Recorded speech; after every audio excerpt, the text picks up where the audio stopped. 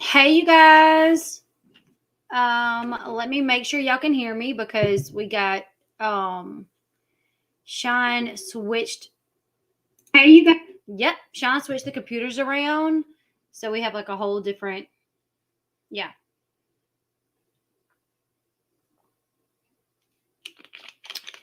Yes. I always encourage people to start a channel, but I tell everyone, um, you're always going to have people someone that watches you. It might take a while for like a channel to pick up, but it can happen for anybody. Like if it can happen for me, if I can have a channel with 40,000 people watching, it can happen for anybody. A lot to having a channel, in my opinion, is luck. I'm not even going to lie.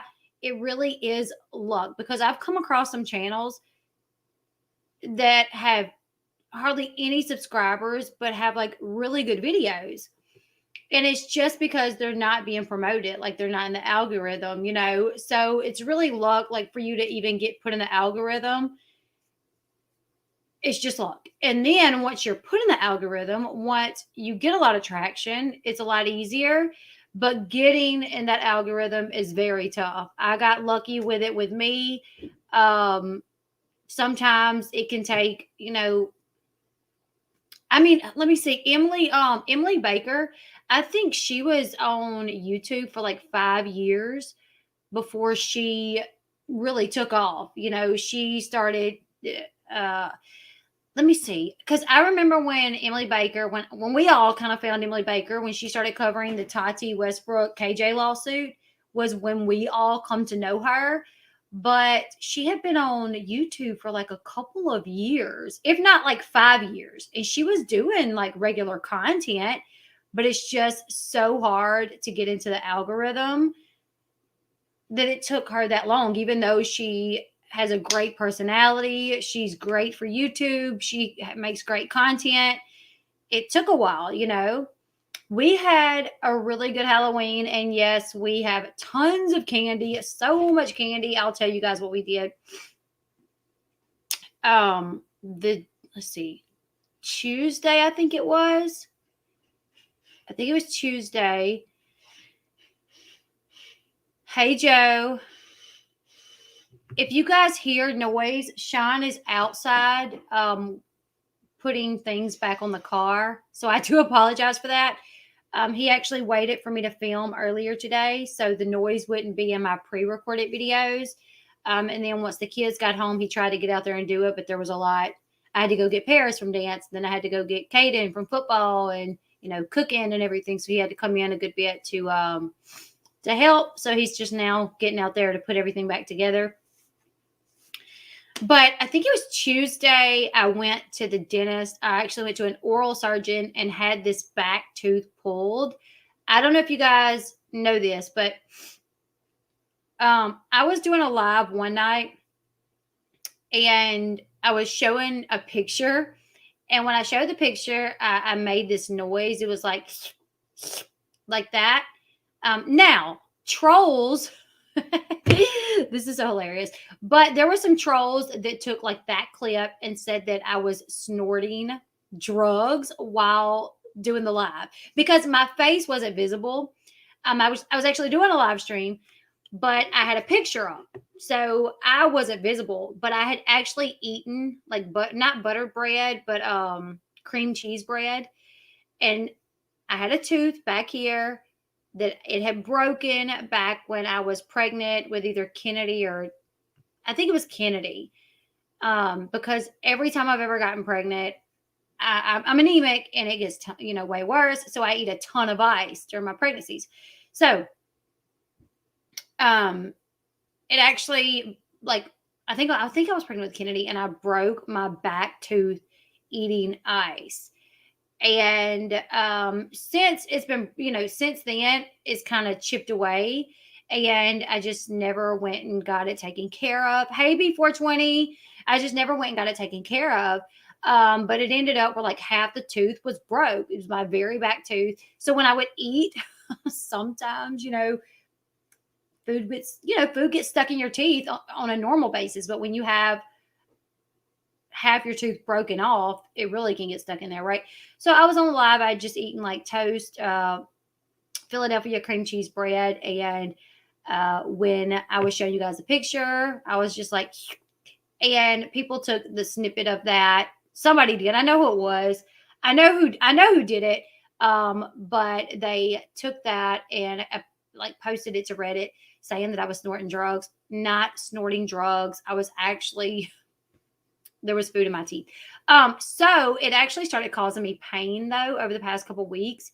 And it wasn't constant. It would just be like here and there. And it would be like, oh, and then kind of go away. I would put some Orajel in it, not a big deal. But let's see, this happened. I went on a Tuesday and got it pulled. Okay, so like the the Thursday prior, I woke up in the middle of the night to my tooth hurting so bad. So bad. So I ran and I got the Orajel and it wouldn't touch the pain. And I remember from years ago, I actually got dry socket. When I had a tooth pulled, I got dry socket. And I remember that I'm friends with a lady who is a dental assistant, and she told me to get clove oil and dip a Q-tip in it and put it up, in the hole or whatever, and it'll take the pain away. And it did. Oh my gosh, if you guys ever get dry socket or a really bad toothache, clove oil is like the only thing that I know that will even touch the pain. So, I started digging around for the clove oil. I literally just went and got our medicine bin and I just dumped it out because I was in so much pain and I was just rummaging through it. And I found a bottle and there was nothing in it. It had dried out. So I was like, oh my gosh. Thankfully, Sean found another one. So I started using it and it took the pain away a lot, but it was burning the outside. It was literally like I was allergic to it. I made sure because clove oil burns if you touch it anywhere other than where you're trying to get it. So if you get it on your tongue, it burns your tongue, but it only lasts like 10 seconds. So whatever, so when I first did it, I just like put it all up in there and I was like, it burns. After that, I made sure to like put it only in the area, but for some reason it just kept getting like it wasn't even getting there, but it was affecting all through here. And after using the clove oil several times, my skin was actually burnt. It was really crazy. My skin was burnt, even up to my lip, like it was burnt into my lip. So the next morning I called my dentist and I told him what was going on. And they said, well, he leaves at 12. So the next day was a Friday for sure. Cause they said he leaves at 12. He gets in at 9. We'll talk to him. If he can get you in, we'll call you to come in or whatever. And I'm like, oh, please God, please. Cause I was like, I don't know what I'm going to do if I got to spend the weekend in this pain. And then the only thing that'll even touch the pain is burning my face. Thankfully, they was able to get me in. She was like, be here at 11:15. So I went and they did x-rays and he was like, I'm not going to be able to get it out. You're going to have to go to an oral surgeon. So they gave me the name. So I called the oral surgeon and they're like, oh, we can see you Tuesday. And I'm like, oh my God. Oh my God. Oh my God. Because I'm like, please, am I going to be in pain? Like, the dentist gave me some antibiotics, told me to get some ibuprofen. Now, I have such a hard time swallowing tablets. Like it makes me so sick. Even to watch Sean take tablets makes me nauseous. So I have to drink like liquid. I can take under the tongue stuff and then liquid stuff is like all I can do.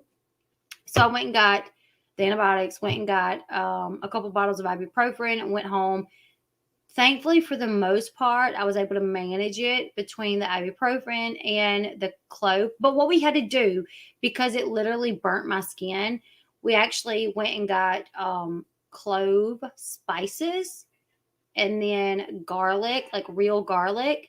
And I made like a paste. We smushed the garlic up. We put a lot of clove powder, our spices. And then I poured hydrogen peroxide and then Ambisol all together, made a paste and was able to put it in the tooth and it worked. And thankfully it did not burn like the actual clove oil does. And I was able to like make it until I went to the dentist. When I went to the dentist, it has like 3 roots back there. And he had a he was like your dentist. So I went to oral surgeon. He's like, your dentist, there's no way he would have been able to get this out. He made the right call by sending you to me. I actually had to have stitches in my mouth. They're still in there. It actually, the hole is like in my palate. Like, you know how you have like the top of your mouth is like a palate.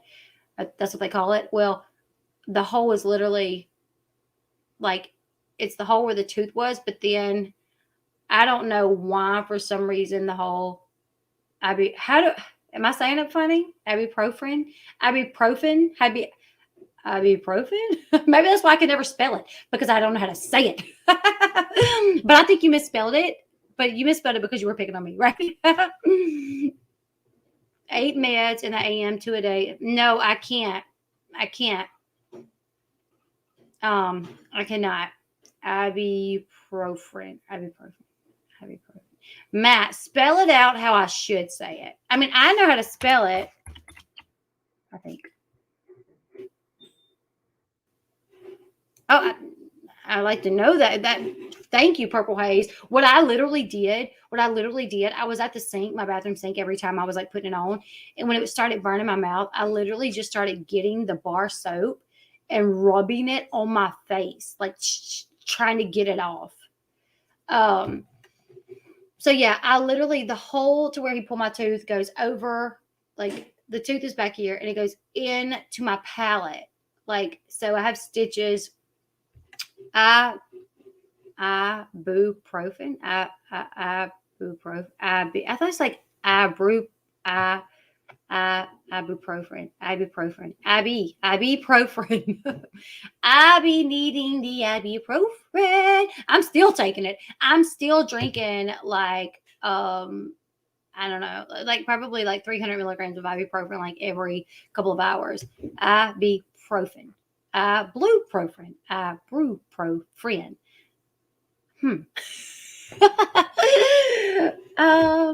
Whatever. Yes, tooth pain is horrible. No, Leanne, you said my life was changed by a root canal. I got atypical trigeminal neuralgia. I literally thought I had that one time. I am not messing with you. Sean can attest to this. I literally thought I had that one time. I never heard of it until this happened to me. So we were like on vacation. Ibuprofen. The R is silent. Oh, I don't know. But I'm a special one. But we were out of town, I remember. And it started, now, Leanne, you could tell me if this makes sense to you, since you say you have it. It started feeling like it was just a toothache, just like one tooth on the side. But then it radiated to like the whole side of my mouth. And I was like, hold up. It don't make any sense, because I thought it was just one tooth, but now it's not feeling like one tooth. It's feeling like the whole side of my mouth. And it was like, at first, it literally was like a terrible toothache, but then it just started radiating. And I remember it would hit me. I was driving one day and it hit me, and it was the worst pain ever. It's like the sharpest pain that just radiates down your face, and then it just hits you. And I remember I was driving one time in Paris with me, and I just started going, oh my God, oh my God, oh my God, oh my God. And I was like, no, no, no, no, no. And she was like, what is it? What is it? And I was like, I don't know. It was just, you remember when I had that pain in my face? Oh my gosh, yes. And I looked it up, and the only thing that I could find that made sense was trigeminal near, how did you say TMJ. it? No, it's not TMJ. It wasn't TMJ. No, because look, the one thing that you thought it was, I don't think it was, but I thought I had it because. Yeah. So, but it was like TMJ nonstop, right? What you had, I think, was TMJ, but you thought it was that disease, Trigeminal neuralgia. The suicide disease is what they call it. Trigeminal neuralgia. Because it's so suicide bad. Disease is what they call it. Because the pain is so bad, and it comes back. It comes back all your life. All your life, yeah. Now, thankfully, I'm so grateful you don't have it. I've had it since 2000. Oh my gosh, trigeminal neuralgia. It's terrible. It's so. Now, I didn't have it, but that's what I thought Pretty I much. had because I was in so much pain over it. And I would lay in bed. This was when Sean still had his apartment. It started when we were like on a vacation somewhere. I remember you went and got me like tons of like Pain reliever. yeah, like pain reliever and like Orajel and stuff like that. Yeah. And it didn't make sense. I was like, I don't know what's going on. I don't know what's going on. What is going on? And nothing would touch it. And I would just lay there and cry. So when we come back and I was at Sean's apartment, I literally laid in bed for like 2 days just in pure pain. I had an apartment because we were like going through a really rough time, and so like, but she stayed over there all the time. Yeah, I stay there all the time. But because it like she was in so much pain, she stayed over there, which she did anyways. But she pretty much stayed over there for like 2 weeks. The whole time I was at home from work, right? Mm-hmm. And you laid in bed with like a pillow over your face and you cried almost nonstop. Yep. It was terrible. And we watched like this documentary on these people that had it, and it scared me so bad. I thought like it was so bad. I was like, man, I'm gonna have to take her behind the bar and put her down. No, you didn't take her behind the bar. It's the worst. It's really, they literally call it the suicide. I'm trying to look up a video. I really don't want to get like a copyright or anything, but I want to show you guys because it's terrible. Now, this was before I came to the point where I couldn't take medicine. So I used to could swallow a tablet, right?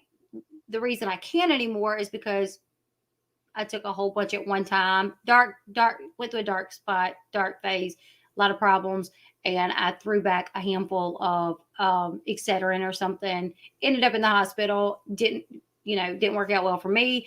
Learned my lesson because as soon as I swallowed them, I was like, what am I doing? That was stupid. I don't want to die. Started throwing up. But that's the reason why I can't swallow tablets anymore is from that. But before that happened, I went to the doctor and I was like convinced. I'm like, I got trigeminal neuralgia. And I'm telling him, he was like, well, you probably got TMJ or something.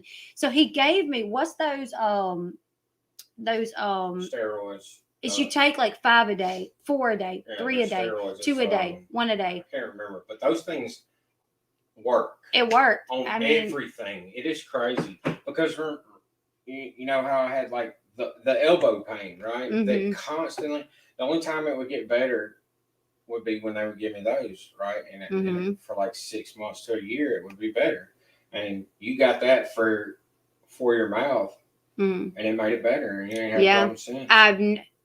Fingers crossed. I'm not. So that tells me too that that's not what it is, because if it was, it would have come back at some point. But I want to show you guys so you guys can understand like really what it is. But you're not right about that, because some of those people were saying I didn't have it. Like it happened one time. I remember in the documentary, because this is what scared the crap out of me. Is some of the people were saying I had it, and then it didn't show back up for years.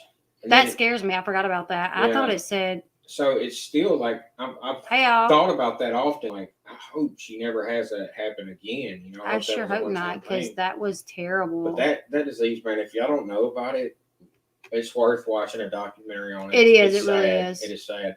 Some people are plagued by it, like consistently, like every day almost. But one thing about yours was like really long term. Yours lasted for like 2 weeks, versus theirs would hit them in the middle of the day for a couple hours sometimes, right? And then they would be back up, like maintaining. Remember? Ain't that what you remember? Yeah. It's been a long time, but I'm gonna take a bath. All right. Yeah. So literally, I'm trying to find the documentary that I watched. Let's go, Brandon. Yep, it's bad. They do call it suicide disease. Talk about holding on to, yeah. And I want the opioids mine is atypical, so that means 24/7. I legit buy. Oh man, I'm hitting up the store by my house. Need some pain meds for sure.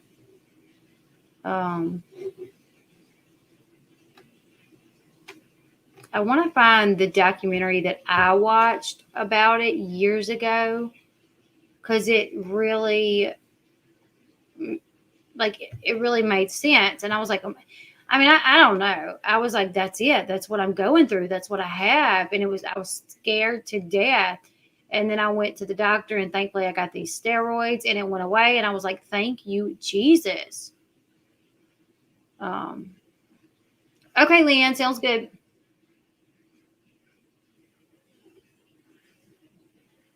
What I'm going to do actually is I'll link some videos. I'll watch some videos, and then I'll link them in the description after this video uploads if you guys are interested in watching them, because it is wild. What do you think of Janelle and David having a lot of pets? I just hope they don't kill them, because that would be terrible. Elle, any advice for me, because I'm thinking about starting my own channel? Katie, don't use your real name. I don't know if you use your real name right now, but when you start a channel, use a different name. I wouldn't even give like relatives real names. Like if I could go back, my name would be something different. I would call Sean something different. I would probably call my kids something different, and I would not have any links to my actual accounts just because of everything I've had to deal with from using my real name. So don't use your real name.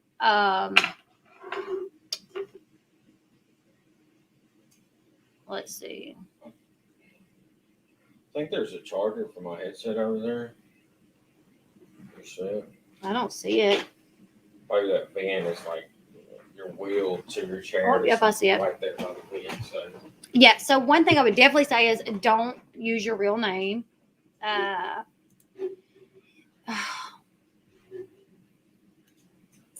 Don't give up, because like I was saying earlier, sometimes it could take years to get in, for YouTube to start promoting your content. Just be consistent. That was one thing that I didn't have in the beginning, consistency. And even now I still struggle with it. Like this is my job, so I try to do it every day. But because I have 6 kids, it's hard to kind of manage that. But be consistent as much as possible. Katie Joy works for TV showace.com. Look up Anna Duggar article posted yesterday. Scroll down. She sourced as the truth. Amy Duggar posted to that same site today what she did. Everybody, thank you so much for that. I literally was just reading one of their articles today. And that doesn't surprise me, to be quite honest. It really doesn't surprise me. Wow. I'll look it up again later. Thank you so much for the super chat. I appreciate it. 12 peeps and only 53. Wait, 12 peeps? Wait. Oh, 126 peeps and only 52 thumbs up. Make sure you guys hit that thumbs up button. So I had the tooth pulled. Back to that. That was on Tuesday. And then that evening, we had Fall Fest at, thank you, Scroll all the sugar crap. Everybody burps. I'm going to look at that in just a little bit. Thank you so much. So that after I had my tooth pulled, I went up there that day. I had to be up there at like 10:30. I come home, clean the house, try to get a little work done. I think headlights burned up. Like I went through all your videos. Oh, thank you so much. The connections to the headlights burned up. My headlights went out on my car. Both of them at the same time, bright and dim. So later that night, so I get home, I clean the house up, I work a little bit, and then I take all the kids to Fall Fest. But it was so wild. Okay, so Caden actually got hurt at football practice the day before. His grandmother took him to the doctor. He has a sprained neck. So he's not allowed to play. He's not allowed to tackle or anything like that for the next week, right? So he didn't go to practice that day because he went to the doctor. But I get home, I'm cleaning, I'm working. When the kids get home from school, I'm hurrying up and I'm getting everybody's school clothes off, and I'm getting everybody dressed for the Fall Fest. Caden, that's my nephew's name. That's my son's name. And then, so Paris had to be at the school at 5:15 for dance. Normally, I would have had to pick Caden up around 6. Eli had to be dropped off at football practice at 6. So we only had one vehicle this day. So I get all, Sean wasn't here. So I get all the kids ready and we leave, and I drop Paris off early. She didn't have to be there till like 5:15, but I dropped her off at like 5 minutes till 5. That way I could get up to the school for the Fall Fest, because Eli had to be at practice at 6, but I wanted him to be able to go to the Fall Fest. So we get there. We get there literally like right as it starts. Um, Eli and Bobby, it was in their school, so I kind of let them go kind of do their own thing. We know everybody there. It's in the hallways of their school. And then I took care of Kennedy and Coco. We did cakewalks for the most part. Like we did like 20 cakewalks. Kennedy won. Won that day. She won that day, and then she won the next day. No, was it? I thought it was the next. No, it was the next day, because we didn't get done with this until like 8. Yeah.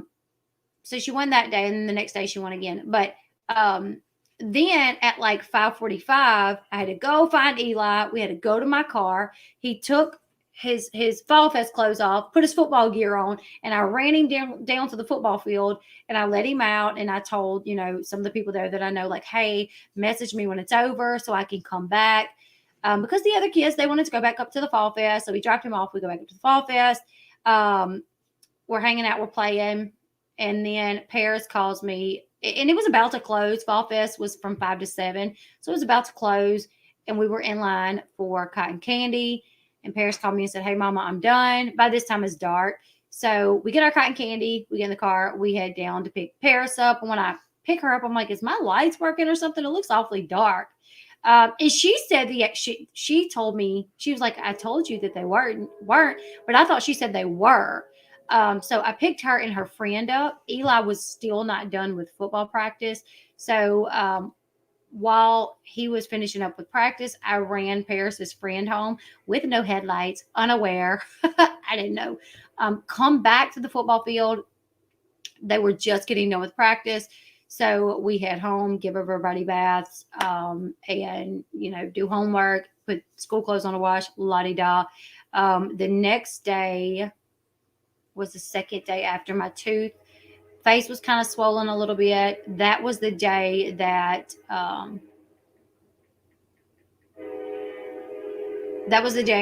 they went to the fall, the trunk or treat at Sean's mom's church. She won her and Eli won a cakewalk. Manscaping? Wait, what is it?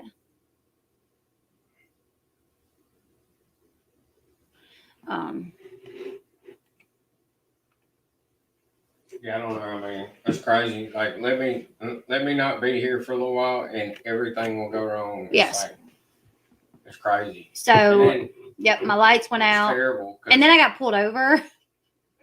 Yeah, and I'm terrified of the police. I had Sean on the phone. And I told her, look, she never listens to me, but I'm like, she's like, there's a cop, because she's trying to drive home, and I'm like, I told her to turn her flashers on, so she had her flashers on, and granted, it's not that far, but she's trying to drive home, and she sees a cop, and I'm like, but she is scared of, really scared of police officers since the arrest. So, I will not drive with one behind me. Yeah, so that's understandable, but she never listened to me anyways. So, but anyways, I'm like, just drive up straight up to him and tell him to escort you home, that your lights just went out, right? But she tries to go around, and he pulls her over. I literally turned around. So what happened was, it was the next day. Was it the next day? I think it was the next day. It was the next day, yeah, because we had Tuesday, we had Fall Fest. Wednesday, we had trunk or treat at your mom's church. And then Thursday, Eli had football practice again. But I still didn't know that my lights were out at this point. So I take Eli to football practice, drop him off. Sean's still not here. He actually went to visit his dad. in San Antonio. So his parents live here, but his dad still has an apartment in San Antonio because he works there. So anyways. So Sean was there for a few days. So I was here, just the kids. I was trying to make sure everything got done. And I take Eli to practice. I come back, and actually Paris had to go to Walmart because I needed her to get some things for me. And I didn't have time to go because I was here like trying to cook and do homework and everything. So I sent her to Walmart for me. And, she's like, hey, Mom, the lights are not working. And I'm like, what? And I'm like, none of them? She's like, no, they're not working. But when she gets back, it's dark. And by the time Eli's practice ends, it's dark. So I'm like, I'm literally going to have to drive the car with no lights to get Eli, which probably, if I was smart, I could have just texted the coach. You could like, hey, can you bring him home? Well, you could have pushed the generator in the back of my truck and took it. It's drivable. It's just not, until I put it in the shop, because it's a vacuum issue, and the brakes boost because it's such a heavy vehicle. The brakes boost with vacuum, right? So you don't have 100% of your braking power. But to go to the school and back, then could have done that. I didn't think about it. Well, it was at the fairgrounds. It wasn't even at the school. Oh, was that? Yeah. So, anyways, I go and I can take the back roads almost the entire way there, just like with crossing over the main highway. So I do that. Then I'm coming back and I'm about to cross over the main highway, and there's literally a cop sitting there. And he sees me come around from the back way, but rather than crossing over, I pull over. I just pull over and I'm on the phone with Sean. I'm like, I don't know what to do. There's a cop sitting here. If I pull out, he's going to get behind me. I know he is. And Sean's like, just go up to him and tell him that your lights just went out. And I'm like, no, I can't. Like, he's like, yes, ask him to escort you home. And I'm like, I'm not going to do it. He's like, yes, do it. So I don't even tell Sean that I just get back on the road and I just turn around. And then I'm like, oh God, I think the cop is coming. I'm still on the phone. Yeah, he's still on the phone. And I'm like, oh my God, I think the cop is coming. I think he followed me over here. And he was like, you're not going to tell him? I'm like, no, I turned around and I was going to go the opposite way. And he was like, net. I was like, I know. And I'm getting the lights come on. And I got Eli with me and I'm scared like crapless because, last time, so I got my kid with me now and like, I don't know what's about to happen. So I'm like so scared. I got Sean on the phone. And the guy like walks up and he's like, hey, I noticed you're driving with no lights, but I had my flashers on. And I'm like, I'm so sorry. My headlights went out. I was going to get my son from football practice. I didn't know until I'm like, I'm so sorry. And I'm like, and then Sean's on the phone and he's like, hey, officer, can you follow her home? And he's like, oh yeah, no problem. Sure. And I'm like, oh, thank you, Jesus. I got one of the good ones.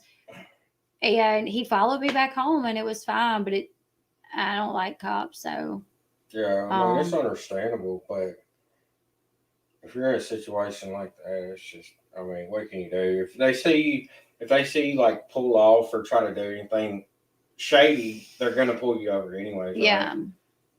Well, I'm sure it looks shady to him because I'm coming around with no lights on. And then the second I get to where I can see him, I'll pull over. And then I'm like, yeah, nope, back the other way. So yeah. But thankfully it was all good. The next day was Friday. And I feel like Friday was super busy. What was going on Friday? Oh, Friday was super busy.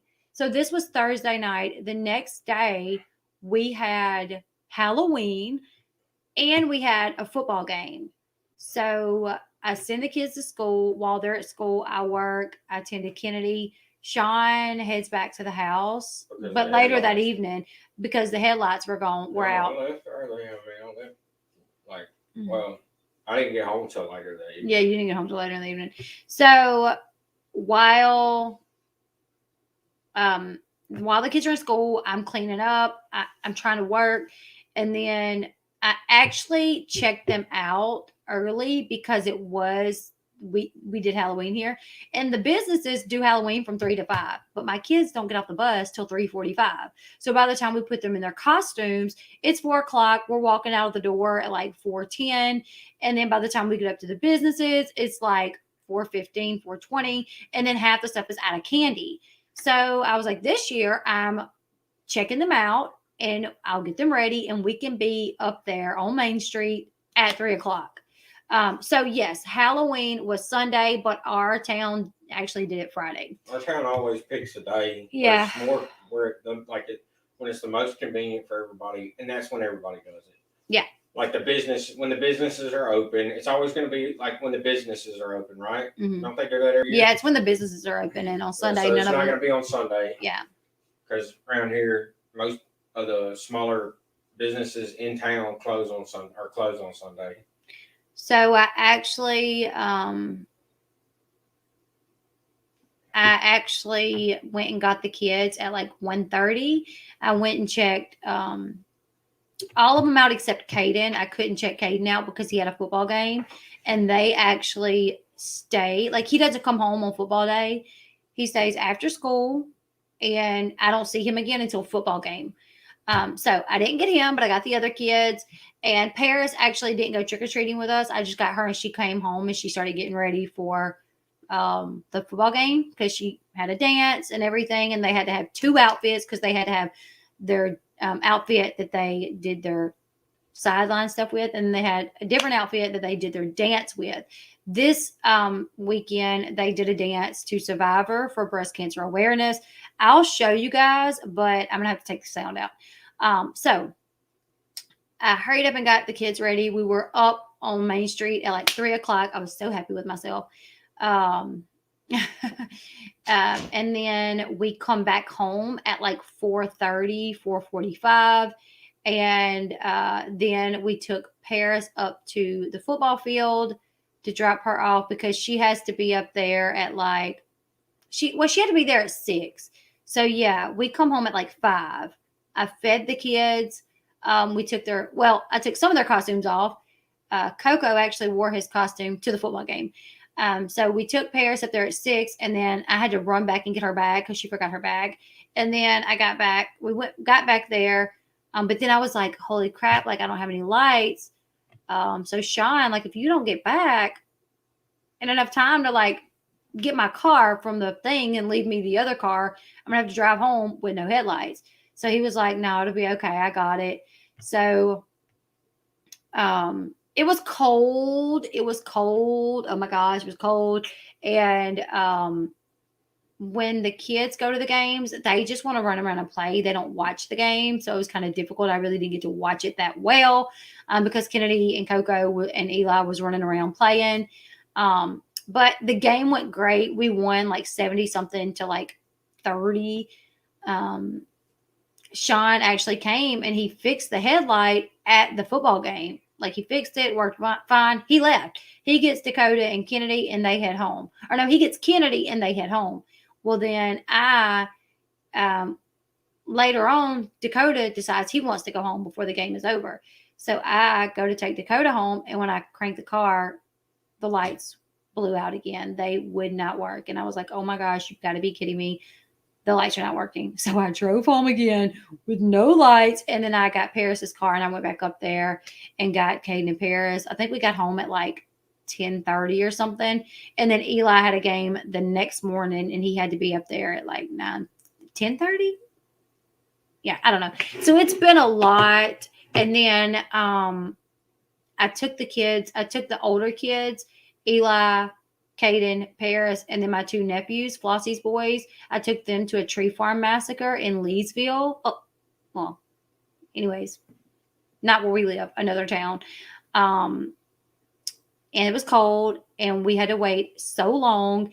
And that was Saturday night. So Saturday, Eli's football game. Friday before that, Caden's football game. Saturday night, we went to a tree farm massacre. And we left early. Like, we got there at like 8. But the line was so long. And then 3 kids got lost in this tree farm. So they had to like shut it down for a while and find these 3 kids before we could go in. I didn't get home Saturday night, Sunday morning until like 4 o'clock in the morning because we didn't even leave the tree farm until like 1 o'clock in the morning, 1:30 in the morning. Then we came here. No, it was like 2:30 in the morning because I remember they closed at 12. Like they stopped letting people in line, but we wasn't even like halfway to the thing at 12.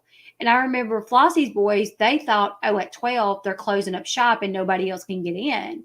And I'm like, no, no, no, no. At 12, they don't let anybody else get in line. Like, we're not waiting here for 3 hours in a line only to get told at 12, sorry, it's 12, everybody go home. So we were like not quite halfway in the line at midnight. I think we got, I don't know, we got home. No, I didn't get home until like 4 that morning, Sean. I didn't drop Flossie's boy. Okay, yeah. Yes. That seems about right. I got here maybe at like 2:30, and then I had to take Flossie's boys home, and Flossie lives like 35 minutes away from me. So by the time I took her boys home and then got back, oh my gosh, it was a lot. I was exhausted. But yeah, I'm going to show you guys Paris's dance. It was so much.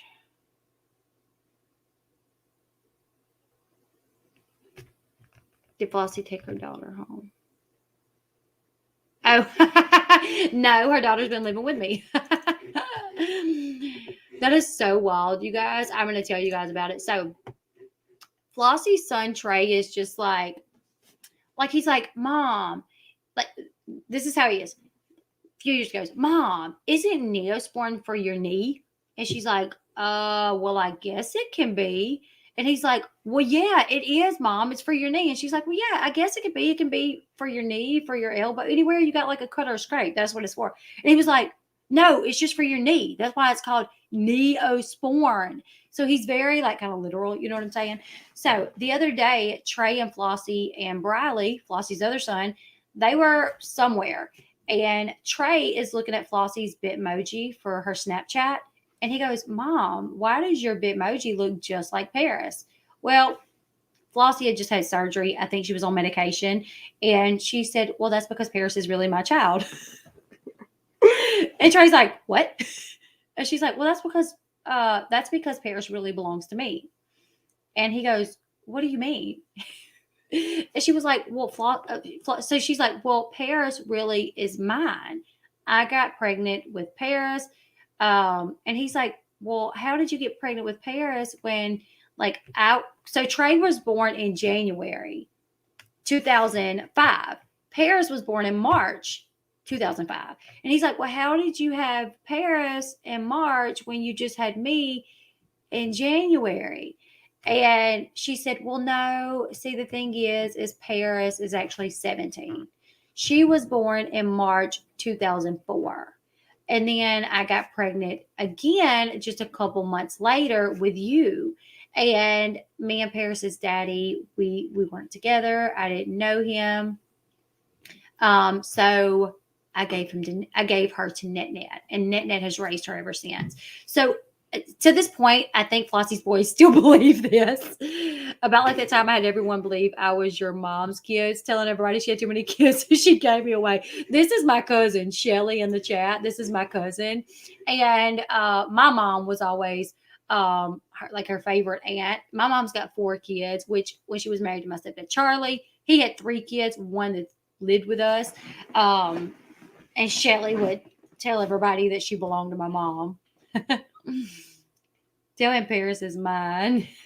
They believed it though. Like Flossie was texting me. She was like, hey, if Trey or Briley calls you, tell them yes, that Paris does belong to me, but act mad that I broke the secret. But get this, what's even funnier about it is that they were like, really? Oh my God, that's so wild. And Trey was like, I want to call Aunt Stephanie. So Flossie's like, okay, call her. Flossie didn't text Stephanie at all to say anything. So Trey calls Stephanie on his phone and puts it on speakerphone.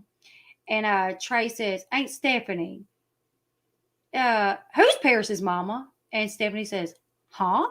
And he says, who is Paris's mama? And Stephanie says, well, what do you mean? And Flossie says, go ahead and tell him, Stephanie. I already told him. I let the cat out of the bag. I know we've been hiding it for all this time, but I finally told him that Paris is mine. And Stephanie, my sister, goes, oh, Flossie, I can't believe you told him. NetNet is going to be so mad. You got to call NetNet.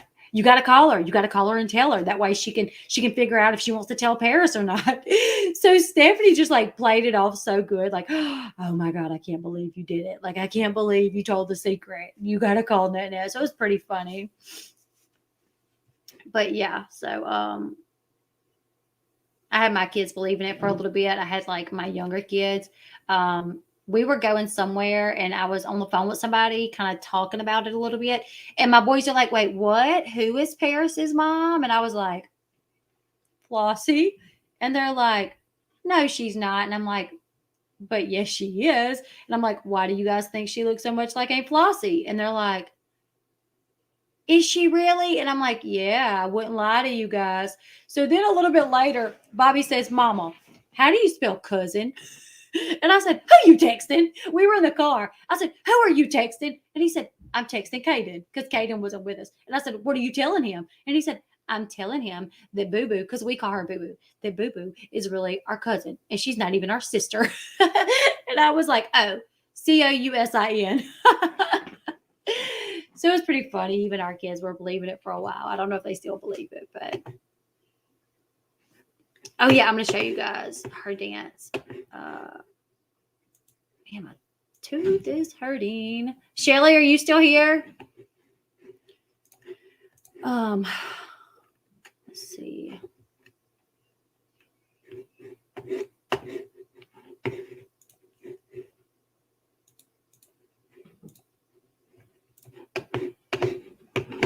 There's not enough room. I need a pad. Okay, hold on.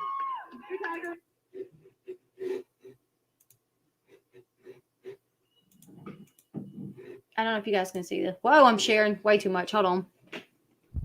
I can't see. Hold on, let me try to.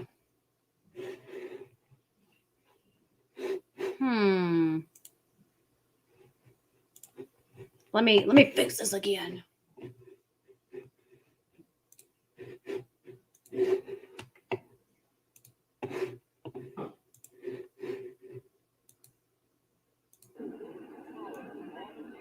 I'm not going to be... Ladies, your music. Okay, so I'm not going to be able to read y'all's comments because we only got one monitor hooked back up.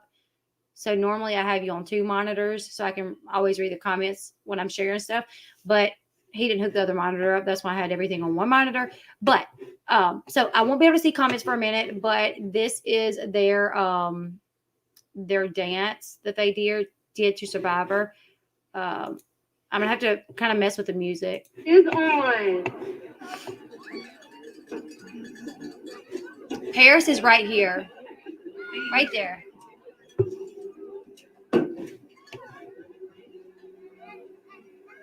It's blurry, though.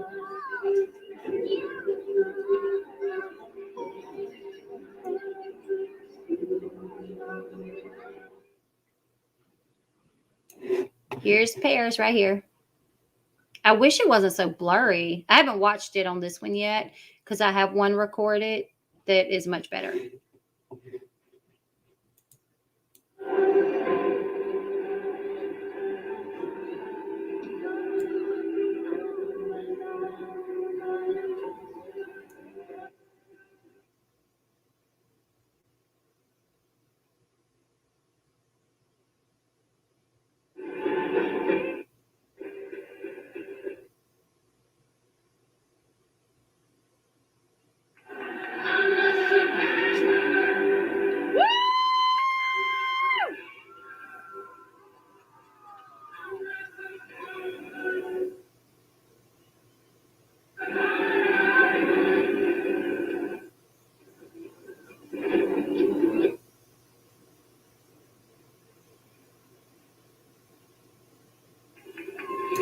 So Paris is right here right now.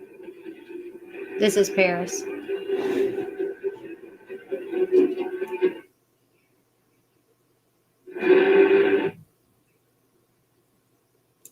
Here's Paris. Run, run, run, run, run, Paris.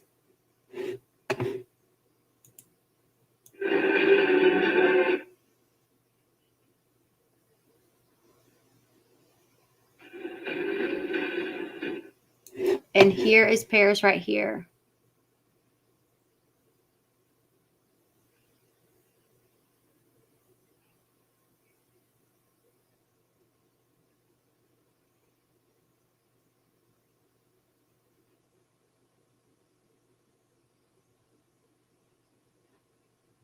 This is Paris. Right here. Her leap is so pretty.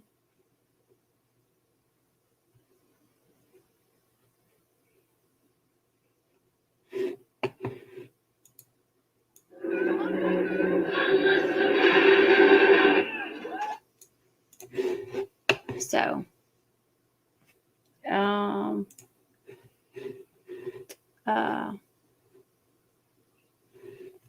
did you guys see it?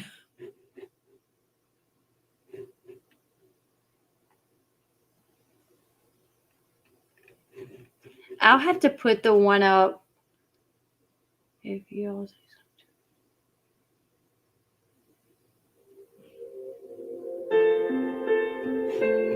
I don't know what this is. Stereo is your son's procedure.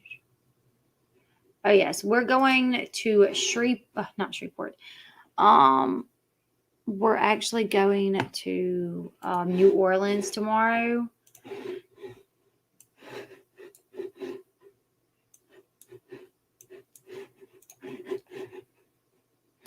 We're going to New Orleans tomorrow because my son's having a procedure done.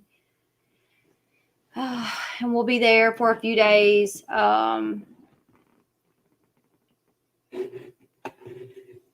I asked Shelly if you were here a while ago because there was something I was going to say. So Shelly is my cousin. I already said that. Shelly's my cousin. She is my mom's sister's daughter. Real life people. I do need a mouse pad. Do you hear that? I know we have a million of them.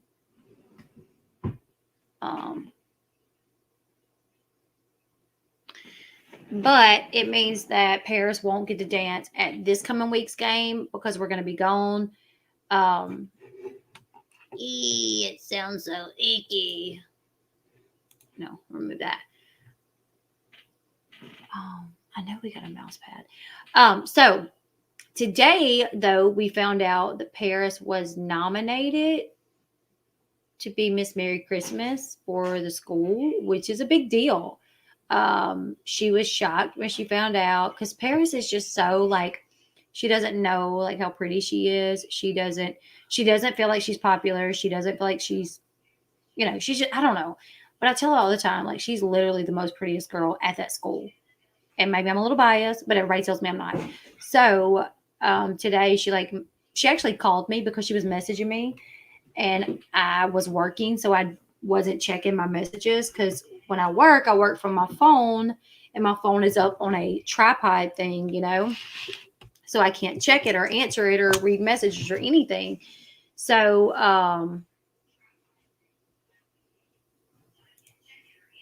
well, thank you, Lauren. Babe, you're playing in my speaker. It's okay. So she was texting me, and because I wasn't responding, she called me, and I was like, hello, and she just hangs up. If she's at school and something happens, she'll call. When I answer, she hangs up. So that's how I know, oh, check your messages. So I checked my messages. She was like, Mom, I got nominated for Miss Merry Christmas. And so the school has to nominate you, but the school nominates people to represent each club or something. So in the end, you have to do a pageant. And whoever wins the pageant will be Miss Merry Christmas. I think they have a few. I don't know really how it works because I was told that once you're nominated, you are Miss Merry Christmas. But then they do this pageant to nominate the top Miss Merry Christmas. So I'm kind of confused. I got to figure it out. But that means pageant dress. I think you're buffered. Are you buffering? Or is that just raining? I think this is you. Oh. All right. All right. I think she would win because I think she's beautiful. But she's like, Mom, I don't know how to do pageants. And she did pageants when she was little. But it's been a while since she's done a pageant, So we'll see. I told her I'll train her. We'll get it figured out. Here's this beautiful and only saw your video at your parents' pool party. Oh, thank you. I have pictures of her on my Instagram. Like if you guys follow me on my Instagram, not a lot. There's a couple. Oh, I have a video on that, RH. I have a video on what he did to the deer. That's really weird. That's really, really weird what he did to the deer. Like when I made that video, I wanted people to know like that I'm not like I know people shoot deer. I live in the South. Sean used to hunt all the time. So that's not the issue. The issue was with the way he was like flicking. If I ever get time, you know, when my kids get older, I'm gonna hunt again. Yeah. But I'm not gonna sit. But you know, I don't know. Thank you, Joe Cool. It's disgusting to sit there and play with a deer. I never feel great about shooting a deer, but I do feed my family with it. You know, we do eat it, and I've never hunted to put a trophy on the wall. I don't. Oh, like let me that. show them my shirt while you talk about that. I don't like hunting to put a trophy on the wall, right? I've never been into that. I used to duck hunt more than anything, but oops, sorry. So the dance line that Paris is on is called Tigerette. So we got these shirts made, and it's for breast cancer awareness.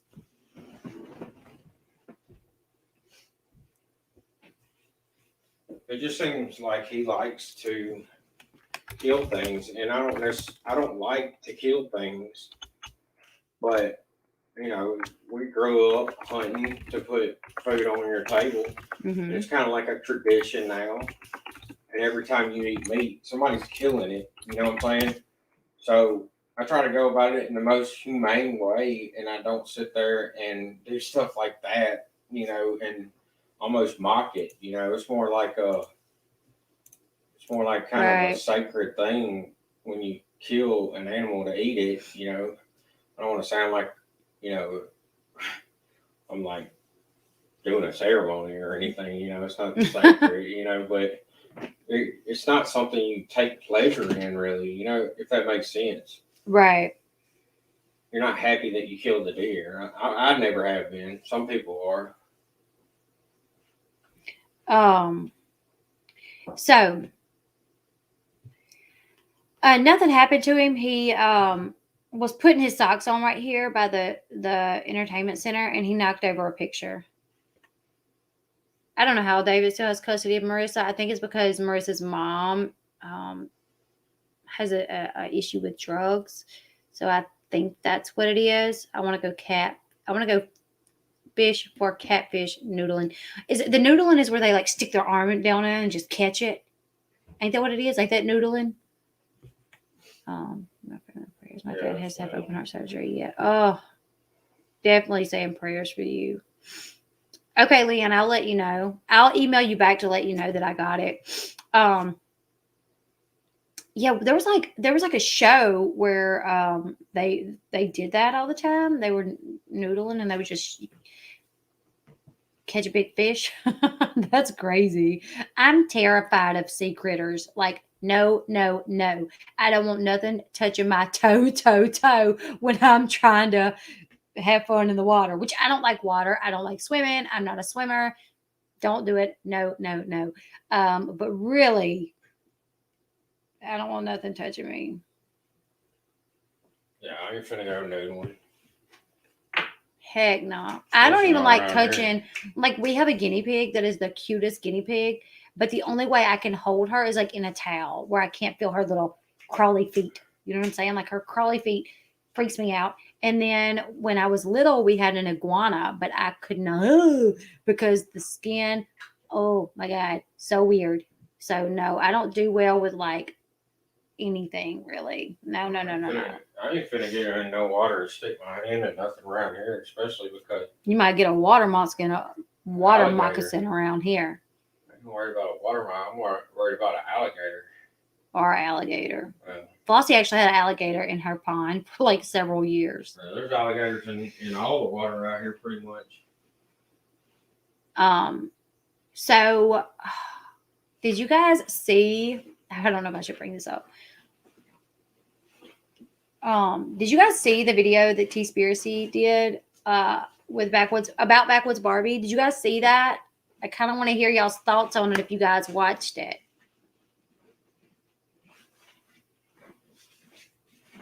Have you seen my beard brush? It's in the bathroom. The little one, not the big one. It's all right. I'll use that other one. Oh, here's my IG, Elle Bee _official. They said yes. Okay. I have thoughts. I want to hear you guys' thoughts because I have not said anything. And now I kind of feel like maybe, I don't know if I even should talk about it. Well, Backwoods Barbie is another creator. And when I first come on the scene, I think she was already on the scene. And I thought we kind of were friendly because she would message me and I would message back. And I think a couple times she asked me to shout her out. And I think I did.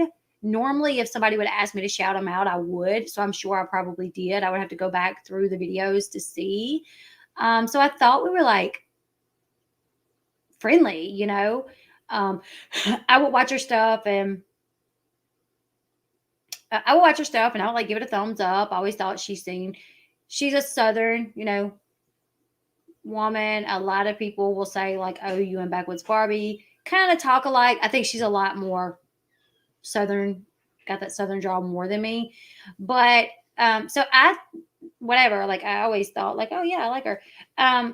But then I started noticing that she was taking digs at me without saying my name, which really confused me because I was like, what is that? Like, and then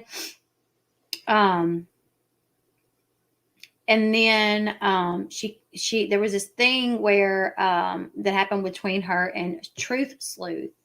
I always say her name wrong. Allie. And I watched it go down on Twitter and I was kind of like, what is going on right now? Like, because I like Allie as well. And Allie has like helped me out before. Like, Allie's kind of like me in that sense. Like if you are a creator and you're asking for help and you know the answer, like that's the way that I am. If I see a creator asking for help and I know the answer, I will go out of my way to help them. Like I did it for Amzie. I did it for Little Red. Like Little Red didn't know how to like edit using like the YouTube editing software. So like I sat down and I made like a video on it and I uploaded it unlisted and sent it to her. I was like, here, I hope this helps. What I don't get is how is she getting hacked when she has two-step verification on? And I don't know, like, is anything being done once she's hacked? Like, is anything being posted? Or is it just she's getting like a notification that something's happening, like that she's been hacked, that someone's in her account? Like, what's the point of this hacking? Like, whoever's hacking her, you know? So, like the early on when I like kind of noticed something was when I was covering the Mama June situation. And when I say the Mama June situation, it was when Mama June and Gino, well, when Mama June moved to Alabama. So someone hit me up in my email. I was like, hey, I'm in a Facebook group, a Mama June Facebook group. And someone commented under it.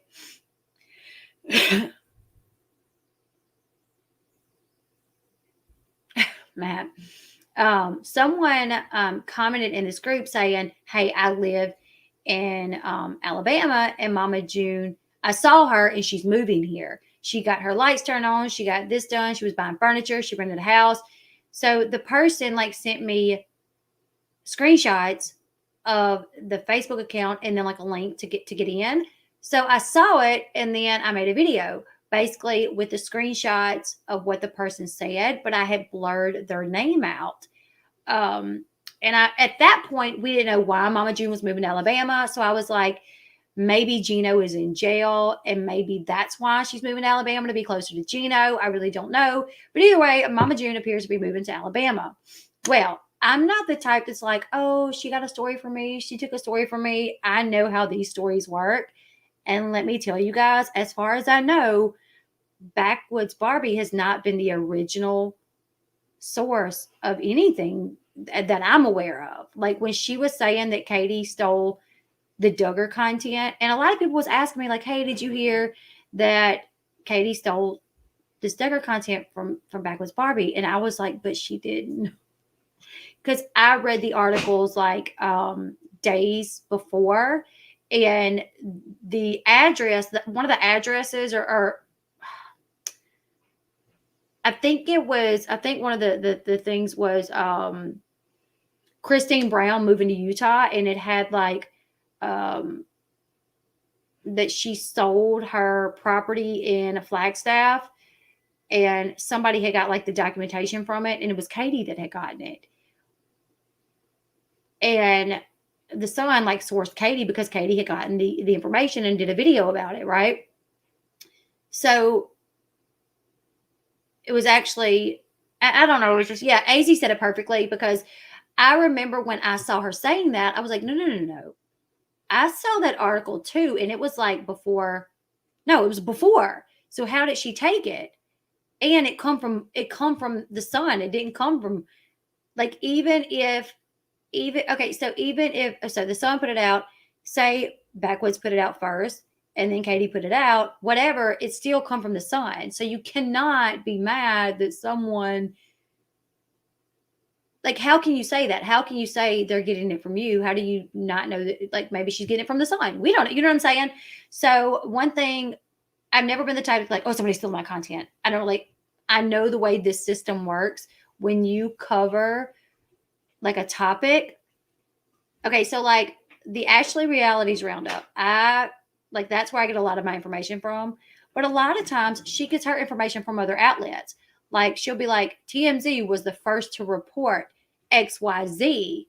And and their articles are very similar. Like they basically, all the articles will say pretty much the same thing, but they just kind of switch it around a little bit, add in their own kind of 2 cents. And that's kind of the way that it is. But the main thing is you source whoever you get the information from. So I have a part in my description box that is strictly for source of information. And I list every place I got the information for that video from. That way I can make sure I'm giving credit where credit is due, that I didn't come up with this on my own. I didn't get this information myself, right? So when it first kind of started going down, like I thought me and Backwoods Barbie was fine. But the Mama June situation happened. I got the email, hey, I'm in this Facebook group, and this woman that lives in Alabama said Mama June moved there, right? So I read it, and I put this video up. Mama June moved to Alabama. Is it possible that Gino is in jail and that she's following him there? Well, I actually blurred out the woman's name because I didn't want, she was in a private, like Mama June Facebook group you have to get accepted into. So I felt like probably wouldn't be right for me to put her name out there. So I blurred it out, and I used this software that literally you could take the same picture and blur it out with the same type of blur, and you cannot recreate the same type of blur. I tried to. I actually took that same picture and did the blur again to see if I could recreate the same type of blur, and I couldn't. Every time the blur was different in the photo. Whatever, okay? So I put my video up, and then like a day or two later, Backwoods does a video about people kind of digging too much and like stalking Mama June, seeing where she's living. So I go to YouTube and I type in Mama June moves to Alabama to see if anybody else had covered it. Because she's like these big creators that want to talk about, that like this is too much, So I'm like, did somebody else say something, or is she talking about me? Like, did Katie make a video? And I was the only one that had made a video about Mama June moving up at that point. So I was like, is she talking about me? And if so, why? Like, this is what we do. Like, Mama June moves from Florida to Alabama, and we know that Gino was awaiting a sentencing for a charge in Alabama where he was looking at possibly up to 10 years. So I kind of thought it was a big deal. Like, is he in jail? Is that why Mama June moved, to be closer to her man? What's going on with Gino? So I thought it was worthy of a video. So I put it out there. Now, before that, I actually did a video about Kate and Tyler and their taxes. The Ashley and Hollywood Gossip and Radar Online actually, they've talked about this before about how like some of these celebrities are kind of behind on their taxes or they owe taxes. And when I was friends with Matt Beyer, he said that it is kind of common because they start making this money when they're young and they really don't know the proper way to handle their taxes. So they get behind on taxes, they end up with a tax lien, right? So Kate and Tyler, we know they have a tax lien of like $800,000. So this has been reported years ago. Well, then they got another one for like $150,000 or something like that. I don't remember the exact numbers and I don't have it up on my screen for me to kind of reference. But anyways, they had another one.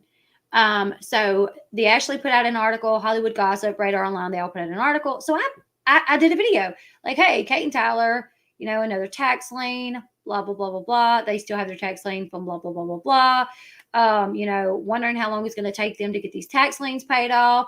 Hopefully, hopefully they'll get it taken care of because the IRS is somebody you want to play with, blah, blah, blah, blah. Put the video up and I tweet it because I always tweet my videos. And she commented under it and was like, and it was really weird. She was like, and weren't you just upset over Katie Joy doing the same thing to you when she looked up your finances, but here you are doing it to them? And I was like, hold up. This is different. Like I really do try to stay on a line that I wouldn't want anybody crossing for me. And it is hard when you're a creator because there's been times that I've done something where I'm like, oh, I shouldn't have did that. Like maybe that was too much because they still should have their own, like a little bit of privacy. You know what I'm saying? But when she said that, I was like, what? I was like, no. That's different. That's so different. I did not dig this information up. I did not go and dig their tax information up to put this story out. It's been out there. They've been on TV for 10 plus years, and this information is accurate. This isn't, I'm not twisting this information to say they're not paying their bills or to say something's about to get repoed or anything like that. Like Katie looked my information up and then twisted it. She lied about it. She didn't just look it up and say, hey, she's in a bankruptcy. It started on this date. It's going to end on this date. This is how much their payments are, la da da da da. No, she said she's in a bankruptcy. They haven't paid in months. They did a fundraiser, got a bunch of money, then made this big payment, and they have to go to court. Said all this kind of stuff that didn't, you know what I'm saying? Like was not accurate. So I'm like, first off, the information that I said was accurate. I got it. I got it from another outlet. I did not report this. I would never look up somebody's taxes and report the information. Now, if the information is already out there and people are already talking about it, then yes. But I was like, no, it's a lot different. Like I feel that is very different. Because I'm not lying about their information and I'm not digging it up myself to put it out there. It's already out there. I think my picture is not that great. I do apologize. So that kind of threw me off because I'm like, hold up. Did she just is she really like saying something to me like that, knowing that it's so different? But then like a couple weeks later, she did a video about Katie, showing Katie's social blade, saying that Katie gets like some sort of government assistance from like taking care of Vaughn. And she kind of like broke it down a lot. And I'm like, well, hold up. She dug for this information. You know what I'm saying? She was like showing like different things. I'm so sorry if I'm blurry, you guys. Maybe go out and try to come back in.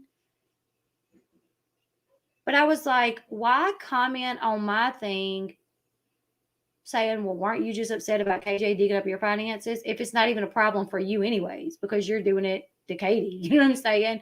So that kind of threw me off a little bit, but I was still like, whatever. I'm not, whatever. I'm not going to let that bother me. But then the Mama June thing happened. There was another time that she made a comment like that as well on my Twitter where I had to say something again. Like, no, that's not what's going on here. And she was like, oh, okay, girl, just check in. Like when I responded to her, I said, no, that's different. She's like, okay, just check in, whatever. So the Mama June thing happened. And then after Mama June moved to Alabama, and we found out that Mama June did not move to Alabama for Gino, that Gino was still in Florida, and Mama June went on this date with this guy on TikTok. I'd done a video on that. And what gets me is when people just see the title and they comment on the title, but they don't watch the video. I had that happen recently with a video that I did about Mary Brown. And a lot of times I'm kind of being sarcastic on the video, like in my title.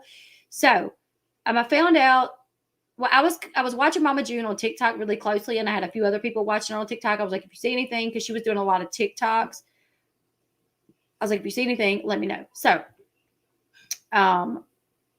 this guy, Jay's World, he did this TikTok where he's like going to meet my celebrity crush, and then it's Mama June, and she gives him a kiss on the cheek. So I do a video. I was like, Mama June got a new man? Question mark, question mark.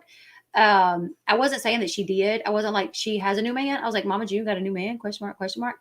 And I talked about this TikToker, Jay, who Mama June flew to where he lives. I think he lives in Dallas, and they went out on a date, and they went to dinner, and she went back to his place, or he went back to her hotel, and they ended up making out. And he talked about that. He talked about the fact that they made out, right?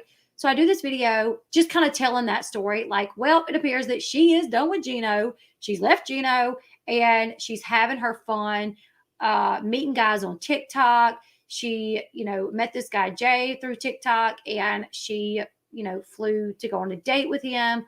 La-di-da-di-da. And I was like, does Mama June got a new man? And I was like, I don't think so, you guys. I don't think Mama June has a new man. I just think Mama June is having fun. Yes, the one with the car as well. I talked about that one. And my titles were things like, does Mama June got a new man? Question mark, question mark. But in the video, I always laid it out there. Like, it doesn't look like they're serious. It looks like this is a friend. It looks like they're having fun. So after I put those videos up, though, she put a video up saying that she put a community tab, exclusive interview for Mama June. And then in the video, she once again said these big creators want to talk about Mama June's new man. So I go to YouTube again and I type in Mama June new man. I'm the only one covering it. So I'm like, what? I don't understand. Like, why she's doing this. Like, she's watching my videos clearly. And rather than just reporting it herself, saying like, I know Mama June's all over TikTok with this guy, and it looks like she's got a new man. But no, you guys, she don't. They're just friends. Why do that? Like, why have to like go at these bigger TikToks, want to say Mama June got a new man? Well, they need to dig a little, And then on her community tab, she says she had an exclusive for Mama June. Well, when you have an exclusive from someone, they've given you information that they have not given anyone else for you to share, for you to put public. Like, it is an exclusive. Like like when Bruce Jenner come out as Caitlyn Jenner with Diane Sawyer. Was it Diane Sawyer? That was an exclusive. He gave her information for her to put out, for her to be the first one to put it out, for her to be the only one to put it out, and then people to follow if they wanted to. But when I did my video, she puts up this community tab saying that she's got an exclusive from Mama June. In the video, she's like, you guys know me and Mama June are friends. You guys know I talked to her. That's my girl. Well, I got an exclusive. And all these other YouTubers that want to talk about Mama June got a new man, well, I'm going to tell you guys what's up. But then in the video, she did not give an exclusive. She did not say, Mama June told me this is what's going on. What she said was, I talked to Mama June, but I can't tell you guys what she said because that's private. I got to keep stuff private if she asked me to. So what I'm going to say is, yes, she went out on a date with this guy, but I don't think they're dating. I think she's just having fun. So she kind of said the same thing as me, but kind of threw it out there as an exclusive. So it kind of threw me off. And I was like, she just kept taking these digs. It was really weird. And I was like, what is going, like, I didn't want to like pay attention to it because I was like, I don't know if she wants me to say something. That way there could be like this back and forth and it'll get views because, oh, Elle Bee and Backwoods Barbie, they're having problems. I don't have no problems with her. Whatever. Like, do I like that she's done things like that to me? No, it confuses me because I thought that we were like cool at one point. So it confused me. And there's been a lot of other things that she did as well that really confused me.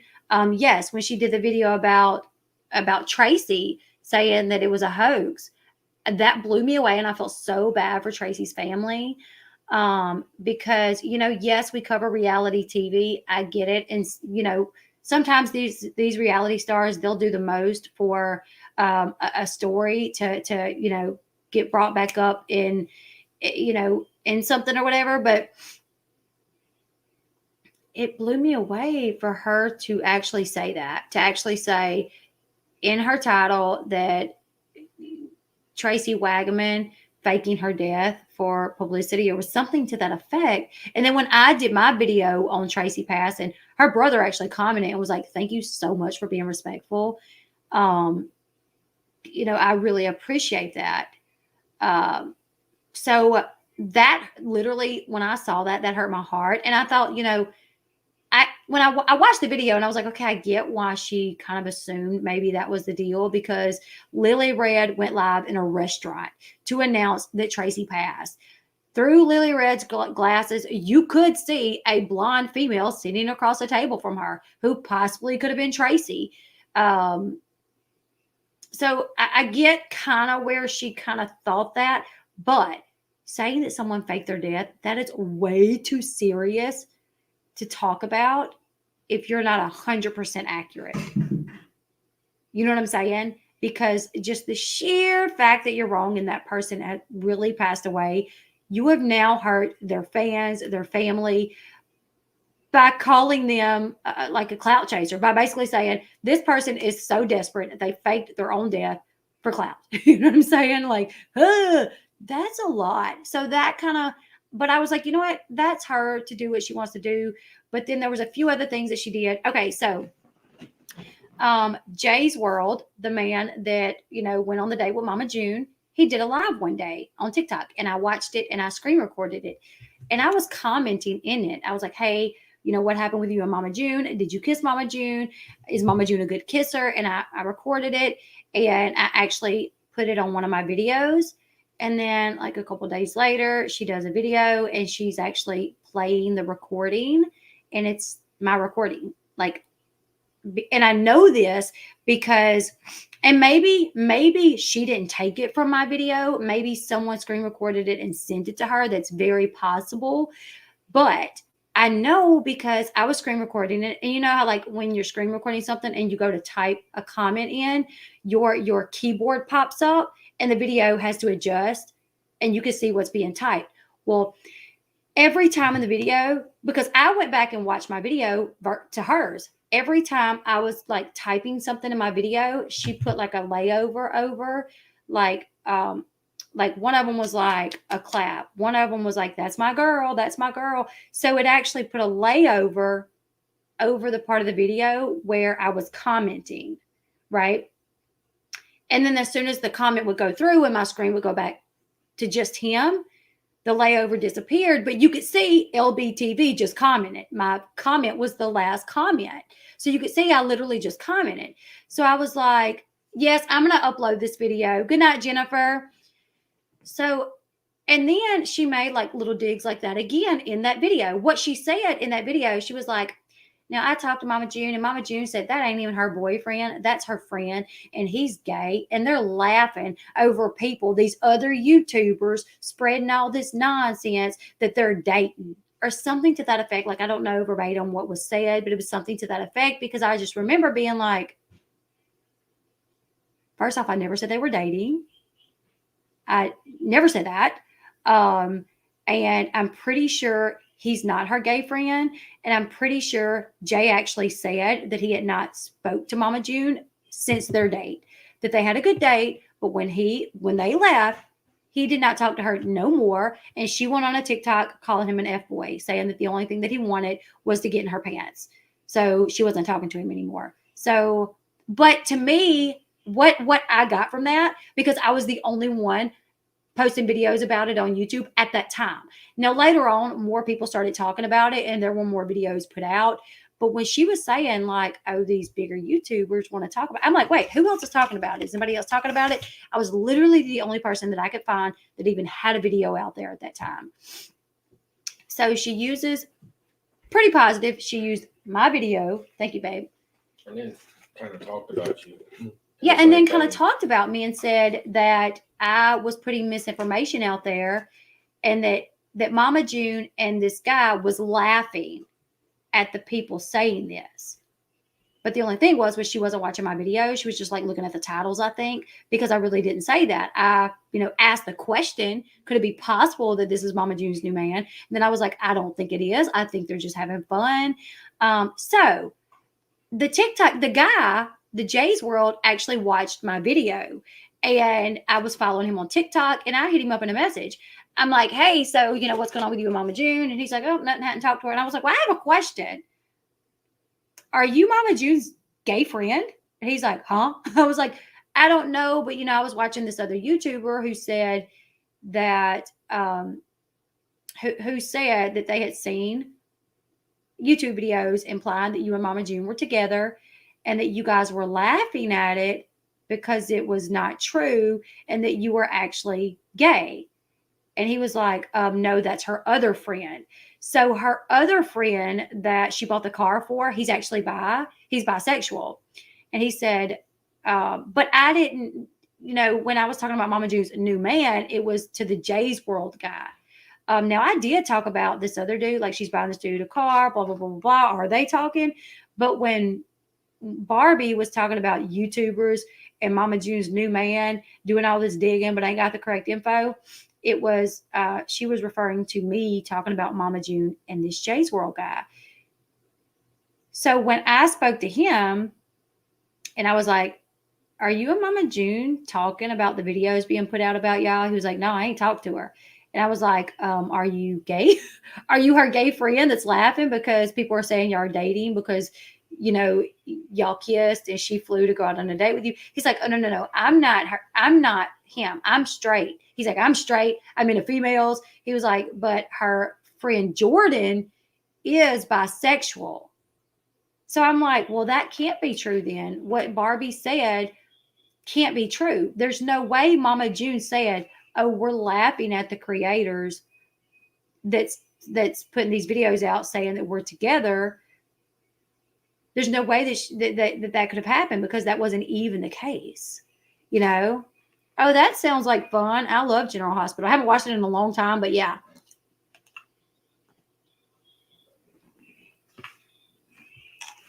So that was one thing. Also,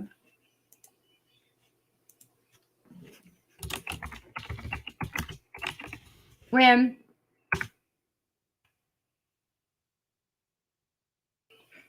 oh God, I see she got a video of people who mock my accent. I'm not mocking her accent. I usually when I repeat something that somebody says, I say it in a way to sound like them. But I sound country too, so I'm not mocking her accent. These are edamames. I think that's what they're called. They're really good.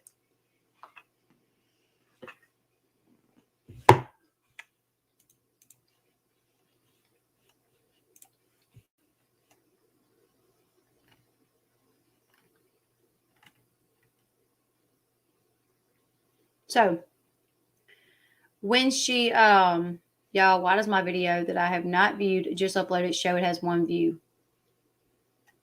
I gotta show you guys this, and I'm gonna answer this for her. So 3 days ago on her community tab, she said, y'all, why does my video that I have not viewed and just uploaded show 1 view? I have not viewed it. My videos have never done this, and I have over 700. Oh, what ghost is viewing my video? I can't make this up. Well, hey, it is spooky season. YouTube views your video to see if it's YouTube, like artificial intelligence has to view your video to see if you qualify for monetization on that video. So that's probably what it is. I would have to imagine. She said it's never happened before, but they do. YouTube has to view your videos. So what's first edition?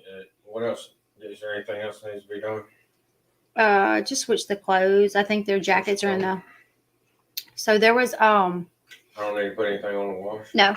So when Todd Chrisley just a few months ago said, spoke about KJ on his podcast and said he was going to sue her, the way that I found out was because someone actually emailed me. Again, my email is in the description box of all of my videos. Not all of my lives, because sometimes I'll forget to go back and put it in there, but most of them, right? So, so usually that's how people know to contact me or send me information. They'll do it through my email. So that morning I was not home. I was going somewhere and I got an email. Oh my God, you got to watch Todd Chrisley's podcast. In the podcast, he talks about KJ, says he's going to sue her, right? So I listened and I'm like, oh my God. Couldn't wait to do a video on it, but I couldn't do it for like hours later. I actually had to take like one of my kids to the doctor. I remember being in the doctor's office and Waxy went live. Waxy went live and was talking about it. And I was watching Waxy's live. And I was like, oh my God, I can't wait to get home and do a video about it. La-di-da-di-da. I ended up not being able to do a video, I think, until the next day, I think. You guys, Todd Chrisley has a podcast with millions of listeners, more than likely, right? Well, Waxy puts up a video about it. Then I guess Barbie does. And then like the next day I do, several other people do. And then Barbie puts up a community post saying that when she put up the Todd Chrisley video, that only one other person had made a video about it. And that was a smaller creator. So why was no one, why was no one crediting her? And I'm like, is she serious? Is she serious? Why is she not coming to the understanding that maybe people know this information because they listened to the podcast and they didn't even see her video? I had no idea she had a video up about it. Like, I saw it later when I saw her community post where she was like mad about it. So I went to look to see like if she put her video up before mine, and she did. So I was like, oh, great. She's probably talking about me again. She's probably once again accusing me of like something I didn't do. Even if you went by her way of thinking, then everybody should have credited Waxy, not her. But she was saying she deserved the credit, even though everybody listened to the podcast and got the information on their own. But she even says that Waxy was the first one to She said it was a smaller creator and it didn't have a lot of views.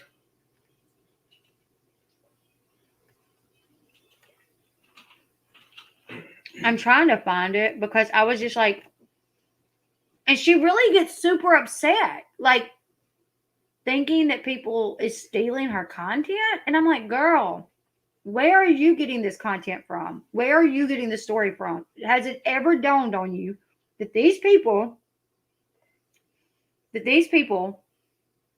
literally cover reality television, that they're waking up every day before they go to work on YouTube and they're looking up stories so they have content for the day, and they're looking them up on TMZ, they're looking them up on the Ashley, they're looking them up on the Sun, Hollywood Gossip, Radar Online, that they're looking them up there and not on your channel?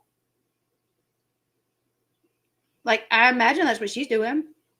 I imagine, she gets up every day and before she decides to film, she's like, well, what can I film about today? And she watches her shows to see if there's anything on her shows that she can cover. Or she, goes to all these outlets to see if there's anything posted on the Sun or Hollywood. And then that's how she gets her story. Like, I could go through half these stories right here on her channel and tell you guys where they were found. So I don't understand why she thinks people are pulling them from her. But yeah, she's talked about me before. Another thing that she would say, that she started saying is like, I don't get why people believe Elle Bee. Oh, and another time, like, she calls me my real name a lot. And she's like, it's your real name. I know it's my real name, but I'm asked, like, I don't know. I just don't get it. And like, for the longest, I was like, I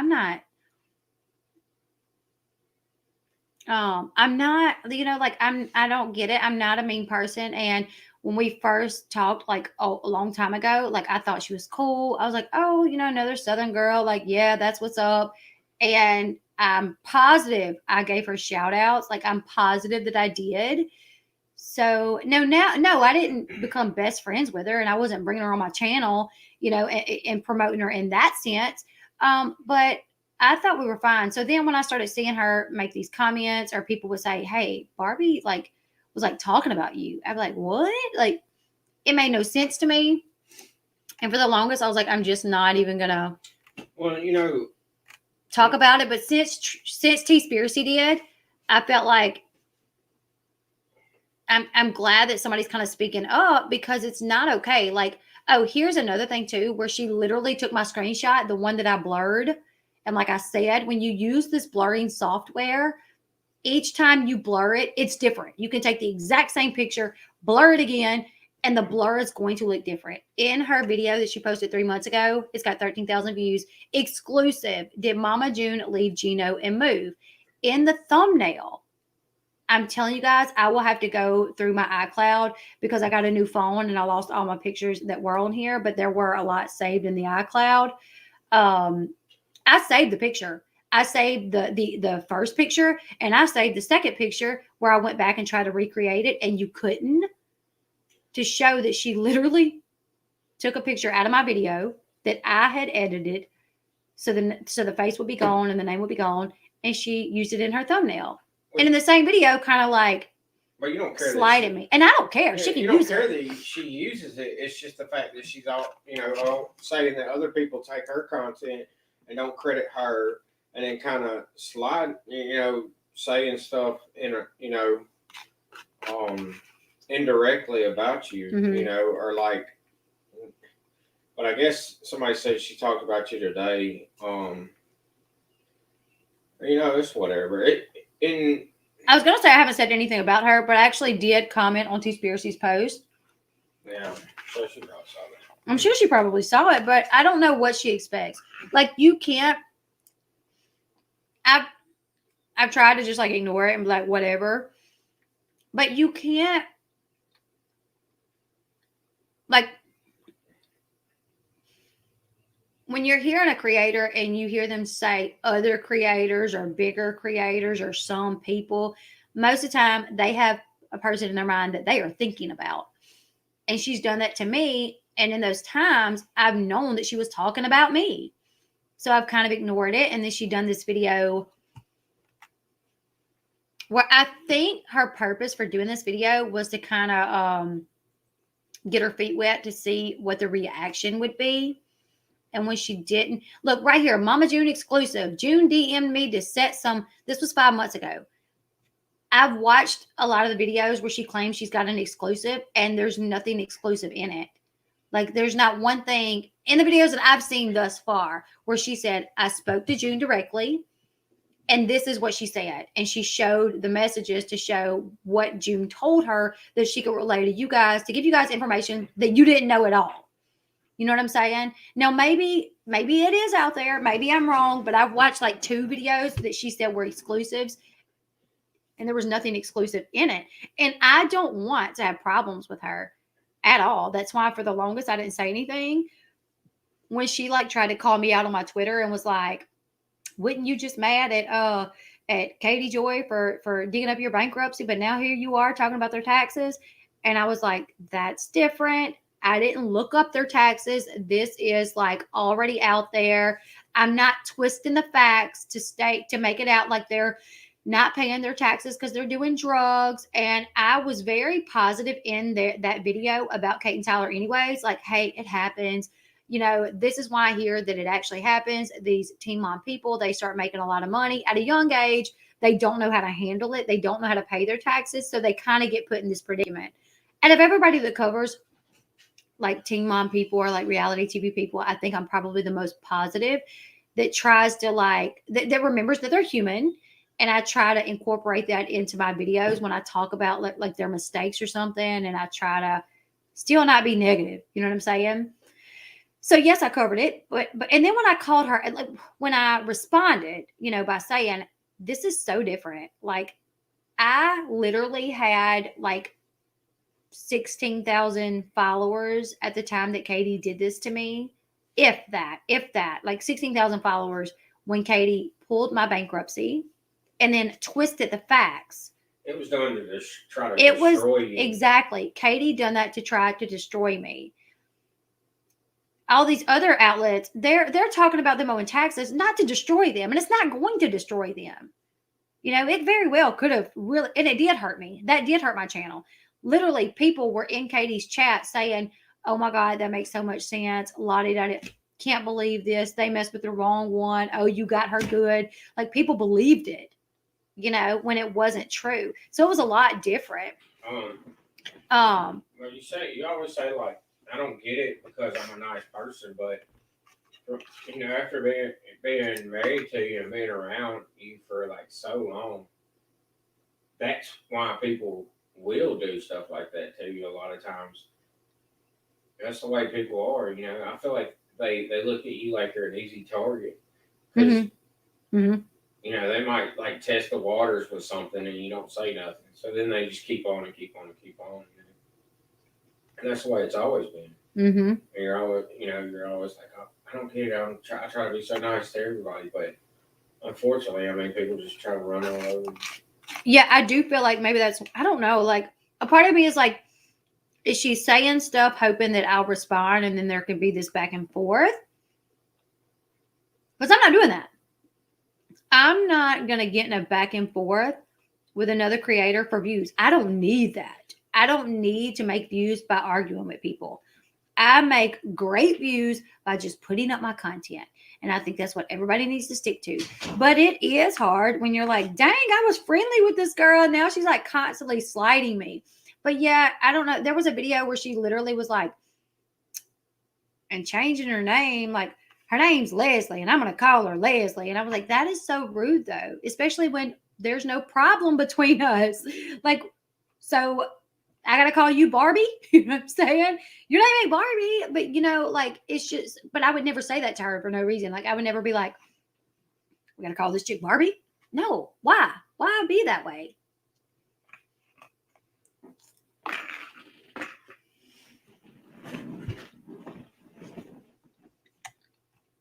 There's another one that I want to talk about.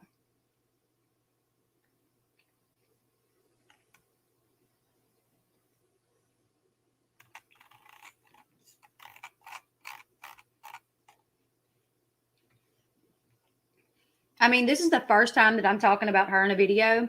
I did comment on T-Spiracy's video or on her IG live and just kind of go over some of the things that happened with me. I was like, I'm glad to see somebody calling her out because she has been a bee to me for no reason at all. And I feel like she put up a video. It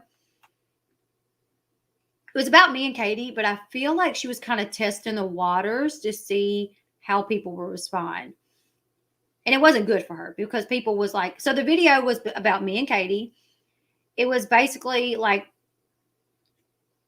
when Todd was doing podcasts every week talking about Katie. So every week I would go live that night, go over the podcast, and we would talk about it. That was kind of all that I was doing. Like every once in a while, yeah, I would tweet about it, whatever. But I still had content, regular content, Monday through Friday of everything else, right? And she did this video about me and Katie, basically saying like, what's Elle Bee's problem? But she wasn't calling me Elle Bee. She was calling me by my real name. She was like, what's her problem? Why won't she let it go? She just continues to stir the pot. She's doing this for clout, blah, blah, you know, me, that I'm constantly having problems with Katie and talking crap about Katie for clout or something. I don't know. It was really weird. I didn't watch it. I watched a little bit of it and then I was told about the rest from people that did watch it.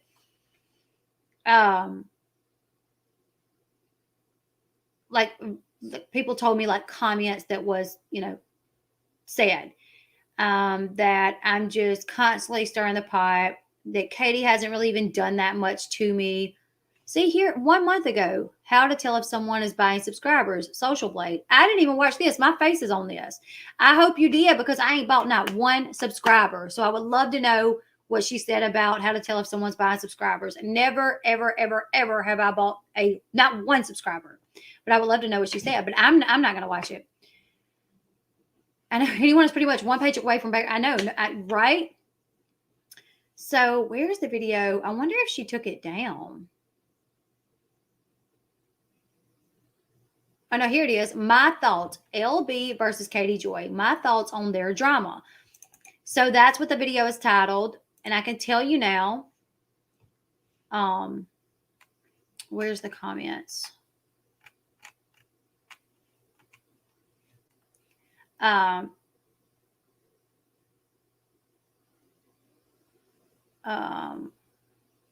her literally, for her to dislike KJ so much, it was literally like she was defending Katie and like trashing me. Like, why does she keep talking about her? She just constantly brings KJ up for no reason, just for clicks and views, just for clout, just to start drama. And I was like, what?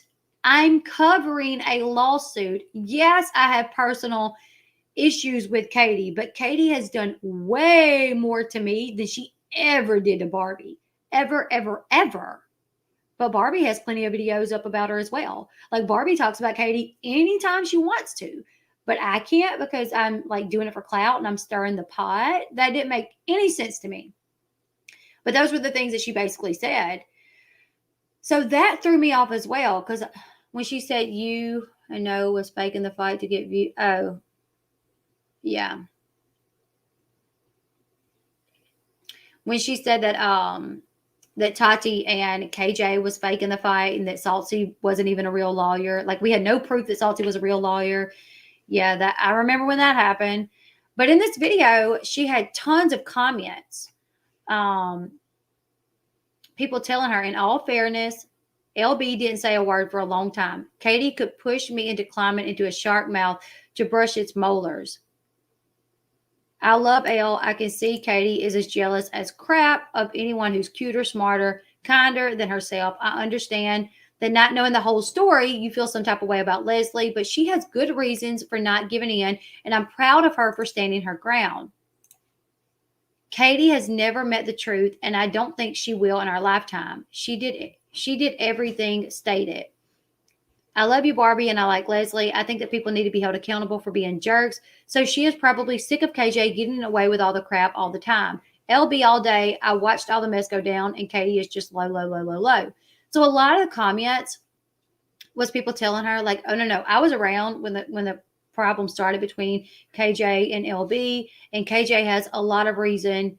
On her video. Yeah, people was telling Barbie that.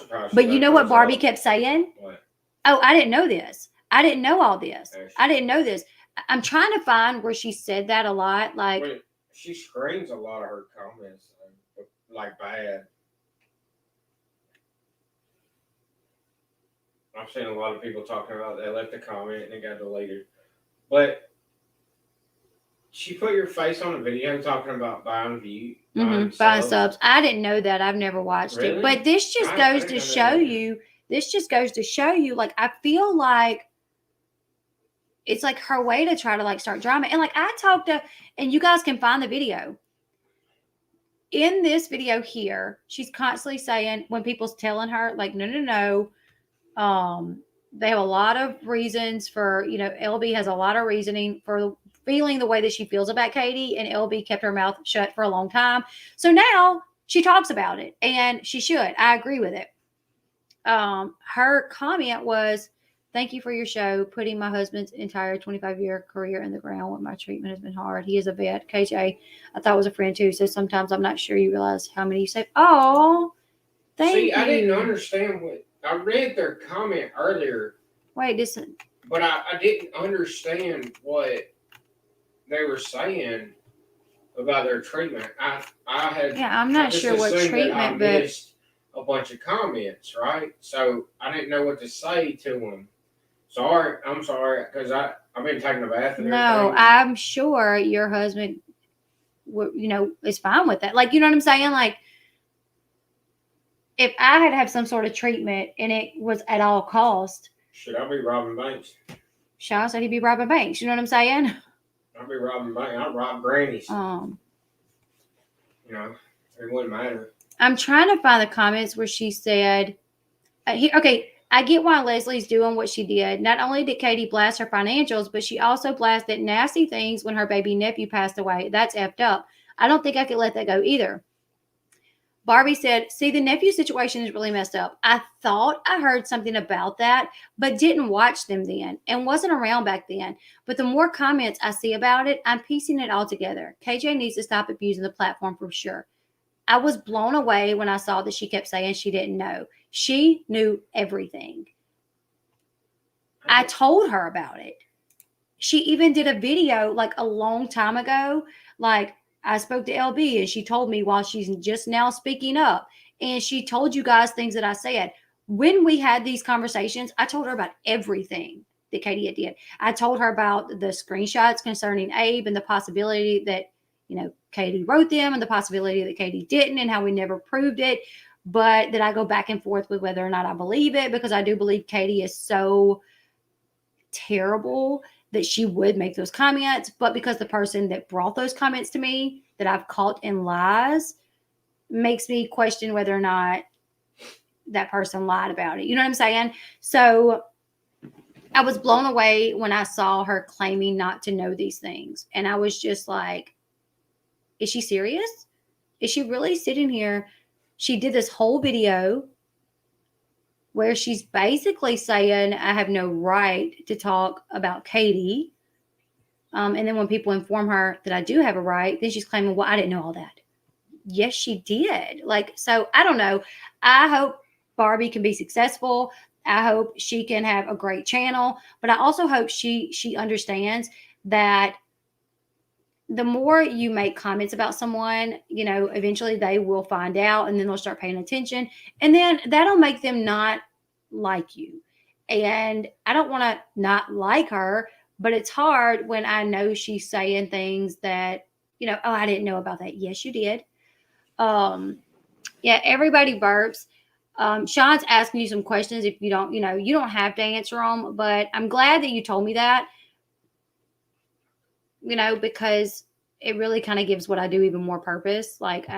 Sometimes I get a comment, people saying stuff like that. Like, I had this one person who said they were in the hospital and that they watch my videos every day and that it really helped them. And I was like, that was one of the first comments I got that really meant a lot to me, where I was like, wow, really?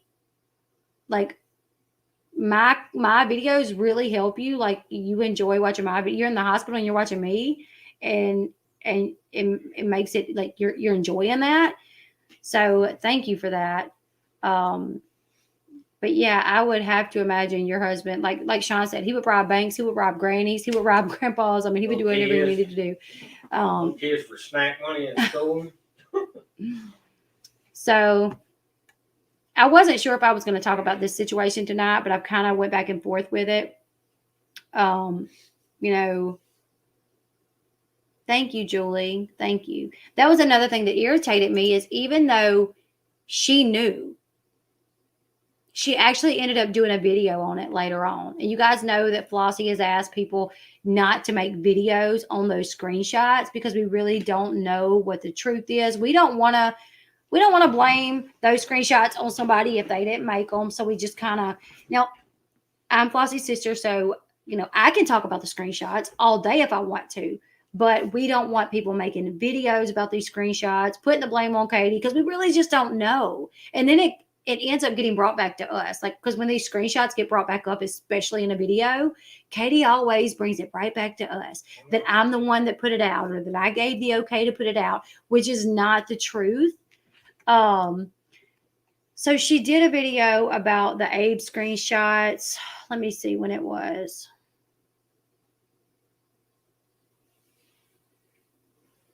It blows my mind that she accuses you of. I don't know if that's what it says. You would have to watch it. It puts your picture on it. Yeah, my right? picture's on it, so it definitely seems like it's insinuated. Intentionally.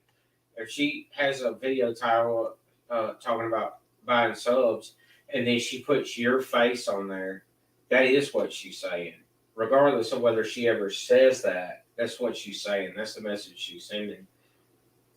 And it doesn't even make sense for you that you, if you would have been buying subs. You would have a lot more subs. I would have a than lot you more right if now. I was buying them. Yeah, Yes. because it's been like Exactly. what, 2 years at this point. Like, Almost 3. I think I've been on since 2019, April 2019, I think it was. Yeah, we've had plenty of money to spend on buying subs if we wanted to, but that's not. I've always, and I've said this from the beginning, Yeah. I've always thought that there would come a time where YouTube would like sweep. I wish they would. I would love for YouTube to do that because it would catch so many people. I don't know. I know that T-Spiracy was looking at somebody at Barbie's Social Blade and it didn't match up either. So I don't know. Now, Social Blade can be off. It's been off on me. It's been off on, other people from what other people have said. So I don't know if you could really go too much off Social Blade when it comes to certain things. I mean, it gives you like a starting point. You know what I'm saying? But here's the video. She done it 2 months ago. It's got 16,000 views, and it's got Katie on the thumbnail, and it's got the screenshot on the thumbnail. The actual screenshot is on the thumbnail, and then it's got Katie's GoFundMe on the thumbnail, and it says, without WOACB talking horrible about kids, claims of a GoFundMe for her legal fees, right? So the video actually says that she just heard about these screenshots where Katie said good to a baby dying. And she's like, Katie, did you say good to a baby dying? I need to know. You need to answer that. And I'm like, no, she doesn't. She doesn't need to answer that. She's already answered it a million times. And this is literally a baby that passed away who is nothing to you. Abe was nothing to Backwoods Barbie. So why does she have to answer to you if she wrote those screenshots? She doesn't, So I was kind of blown away by that. And I was blown away by the fact that she acted like she didn't know everything that was going, like that I didn't tell her. I'm actually going to try to find the video where she did, where it's like Elle Bee explains to me why she waited a year to, I'm going to find that because I talked to her. Oh, here's the exclusive. Did Mama June leave Gino and move? And that one's, I'm pretty positive in her thumbnail is my screenshot that I took, which whatever, I don't care. It's just a screenshot. Anybody could take a screenshot. But if you take a screenshot that I took or a video that I recorded, and then you put it in your video where you're then kind of talking trash about me, like, yeah, throwing shade at me. It's like, well, damn, go get the screenshot yourself and use your own software to blow it. Don't take mine just to talk about me, Don't take my stuff and then talk shit about me. Let me see. But I don't even go, I don't go to her channel. Like, people has kind of alerted me into things. And then I went to see, but usually I don't even end up listening to anything when it's something concerning me. When did she do that video about the screenshot? Everyone knows not to talk about it unless you're Flossie. She did that video.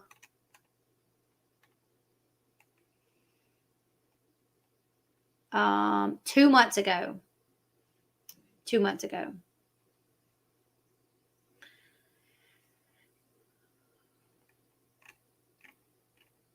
And that's so, like I said, every time this gets brought up, then Katie, it comes back on us somehow. And Flossie's asked for it not to be brought up. And I'm surprised Flossie didn't leave a comment on it, to be quite honest. Yes, KJ is without a crystal ball.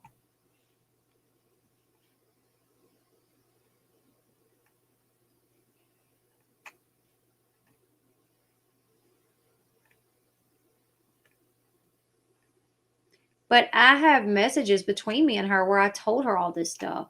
So it's just, I don't know, because we've had these messages from like a long time ago where we were fine and we were good and we were chatting. And I'm positive I gave her shout outs. Like, she asked me to, like, in the comment, in the message between us, she was like, oh, I really love if you give me a shout out. She actually asked me to give her shout outs like a couple times. So I'm positive that I did, unless I forgot, but I wouldn't never intentionally not give a shout out. Back in the day, anybody that asked me to give them a shout out, I did. I'm like, hey, go watch so and so. It only got to where then I started having a lot of problems with people, and people turned out to not be who I thought they were, or they would be content that I really couldn't really support. That I finally was like, I just can't be shouting everybody out because I don't really know them, So this was 10 months ago. It's got 6.3 thousand views. And it's my real name. Explains to me why she didn't speak up last year when KJ was stalking her. So she even has a video about the fact that KJ stalked me, but then has a video where she's basically saying, I don't have a right to talk about KJ because I'm just stirring crap, that I'm just doing it for clout, or whatever it was that she said. But it really just blows me away because I'm like, Barbie, like we kind of cover the same type of content and we could be cool with each other. Like I could be supportive of yours. You could be supportive of mine. But now, like, it's hard for me to be that way because of the things that I see her doing and the way she's talked about me. And she's even made comments, like, why does everybody like Elle Bee? Why when Elle Bee was saying that KJ was doing these things to her, everybody just believed her, but nobody believes me. And it's like, why are you? I don't understand. Like, why does my name got to be brought up into it anyways? Why not? If you think KJ's doing something to you and you're upset that people don't believe you, why can't it just be, I don't know why you guys don't believe me. Look at all the stuff that KJ has done to everybody else. Why does it got to be, well, why did y'all believe Elle Bee? Well, why wouldn't people believe me? And to be quite honest, for a while, people didn't. I remained quiet. I kind of let things kind of blow over until I got it back in me to kind of, put up that fight. And then I showed the proof to prove that that Katie was lying,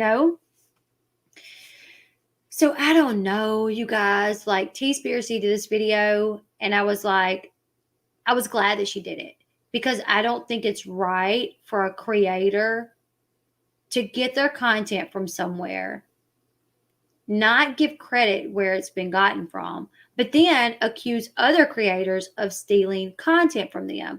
Now, I did watch a video, or actually I watched T-Spiracy's video. I watched T-Spiracy's video, and in her video, she actually played some of Backwoods Barbie's video where Backwoods was saying basically, I'm going to sue the heck out of her. I'm going to sue her. She was showing the definition of plagiarism and basically saying she was going to copyright strike Katie and she was going to sue her. And I'm like, does she know that she really can't sue her? Does she know that she really cannot copyright strike Katie because this content is already out there? Like the content that Katie is putting out there is already out there. And where did you get it, Barbie? Because if you can strike Katie, well, then maybe the Sun can strike you, or TMZ can strike you, or wherever you're getting your content from. Like the only time, and once you put it out there, people can do their own stories on it. They just can't do it, word for word, identical to yours. That is plagiarism when it's word for word, identical to yours, and nothing is changed up, nothing is swapped up. But you can take a story and say almost everything that was in that story, but say it a little bit different, move it around, rather than saying it in the first sentence, say it in the third sentence, and give your own opinions here and there a little bit, and it'll add just enough to it to where you're fine. And I'm positive that if KJ's ever took a story from Barbie, she has made it hers in enough ways that it would not constitute copyright infringement or plagiarism. But I don't know, you guys. I just want her to know, like, is KJ messing with her? I don't know, because I'm like, why wouldn't KJ be messing with Emily Baker or me or all the other people that she doesn't like? You know what I'm saying? Like, why is Katie doing all these things to her? Like, now there was a time to where I know Katie had her followers like report my videos, but that was like a couple of instances. You know what I'm saying? She would literally say, go report these videos. She was talking about me again, go report the videos, or she would, put it on her community tab, go report these videos. But I don't think, as far as I know, KJ's not in she don't have like a Discord or anything with her followers where she can say, hey, go report this video that Backwoods Barbie did on me. So I don't know how KJ could be instructing her followers to do it if she's not in like some type of private chat with them. Like they may be doing it, but that might be on their own accord. And another thing that, she said in one of the videos was, that it's against TOS for Katie to get her subscribers to do that. Well, there's no way to know that she used to. Absolutely. She used to do it to me. And like I said, I know that. But we've always had proof of her telling people to do it to me. Like I got screenshots of her telling people to report it. Like, where's the proof that we know that she's sending people to do? And I'm not saying that they're not. More than likely, there are some of Katie's followers, stands, that report Barbie's videos because Barbie doesn't like KJ. It's obvious. Barbie does videos covering KJ. So it's very possible that, just like sometimes I get them, sometimes I get somebody, oh, you're just jealous of Without a Crystal Ball. You'll never be as good as Without a Crystal Ball. And I'm sure, they're one of the ones hitting the thumbs down button,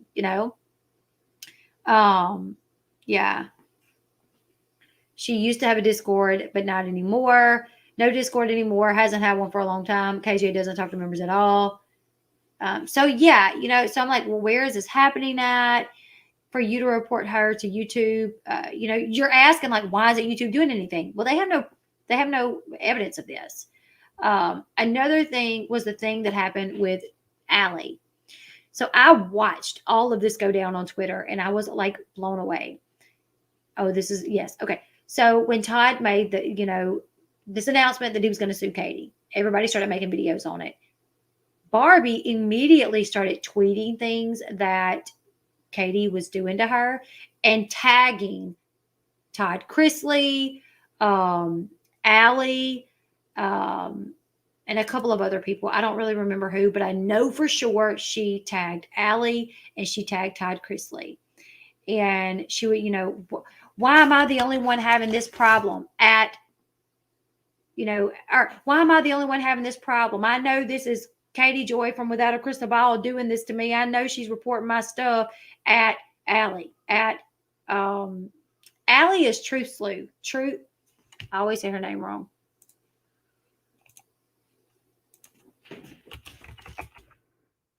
Truth Sleuth.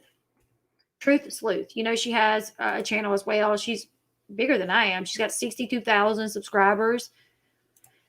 So I thought, wow, that's kind of weird that she's tagging Todd Chrisley. Like, that's kind of bold. And she's tagging, she was tagging Allie. Like, it was like she wanted to get Todd Chrisley's attention to what Katie was doing to her, which, whatever, that's fine. I don't care. Do it. Yes, I'm from Louisiana. But in her video that she made about me and my problems with Katie, she said something about that again. Something like, I'm just trying to get attention or something like that. And I'm like, girl, you're the one tagging Todd Chrisley in your post. Like, what do you mean? You know what I'm saying? Like, I don't understand.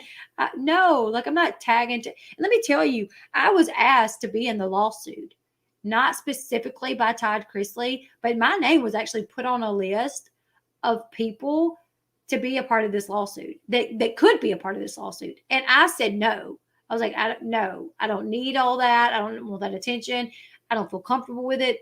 I turned that down. So if I was just about the drama and wanted to get Todd Chrisley's attention and I wanted to be a part of this lawsuit, I had the opportunity to. You know what I'm saying? I said no. But it was crazy because she was like saying, she would say things about, Katie is having her subscribers report me again at Todd Chrisley. Now, Todd Chrisley did notice her. She did a video about Todd and Katie, and Todd, I guess maybe she retweeted it and maybe she tagged him. I'm not really sure. Maybe someone else tagged him in the video. I'm not sure, but he did see it and he retweeted it or something to that effect, which I thought, oh, great for you. That's good for you. You got the attention that I think that you was wanting, great. But it blew me away that she's literally tagging Todd Chrisley, but then it's like saying something about me wanting attention. And I'm like, girlfriend, what? So whatever.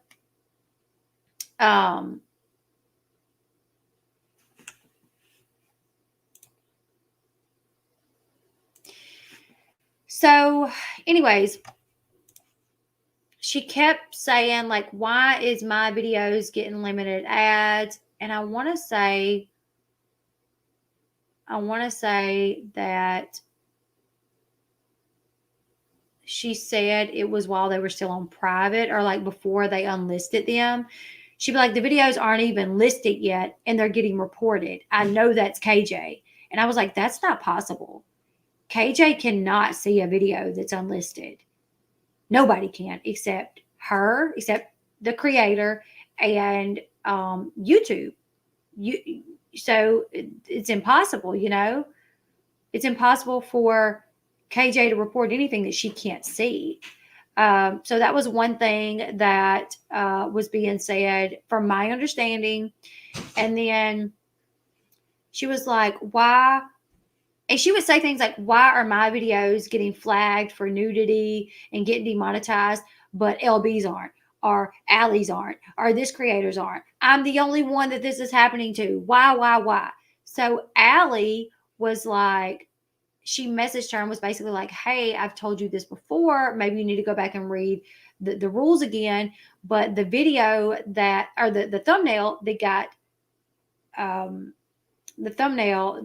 got, striked for nudity, Angela from 90 Day Fiance, she's showing her cleavage. She's wearing a dress with a slit up to the top, and she's got her leg on a man's leg and says, ooh, touch my leg, Mike.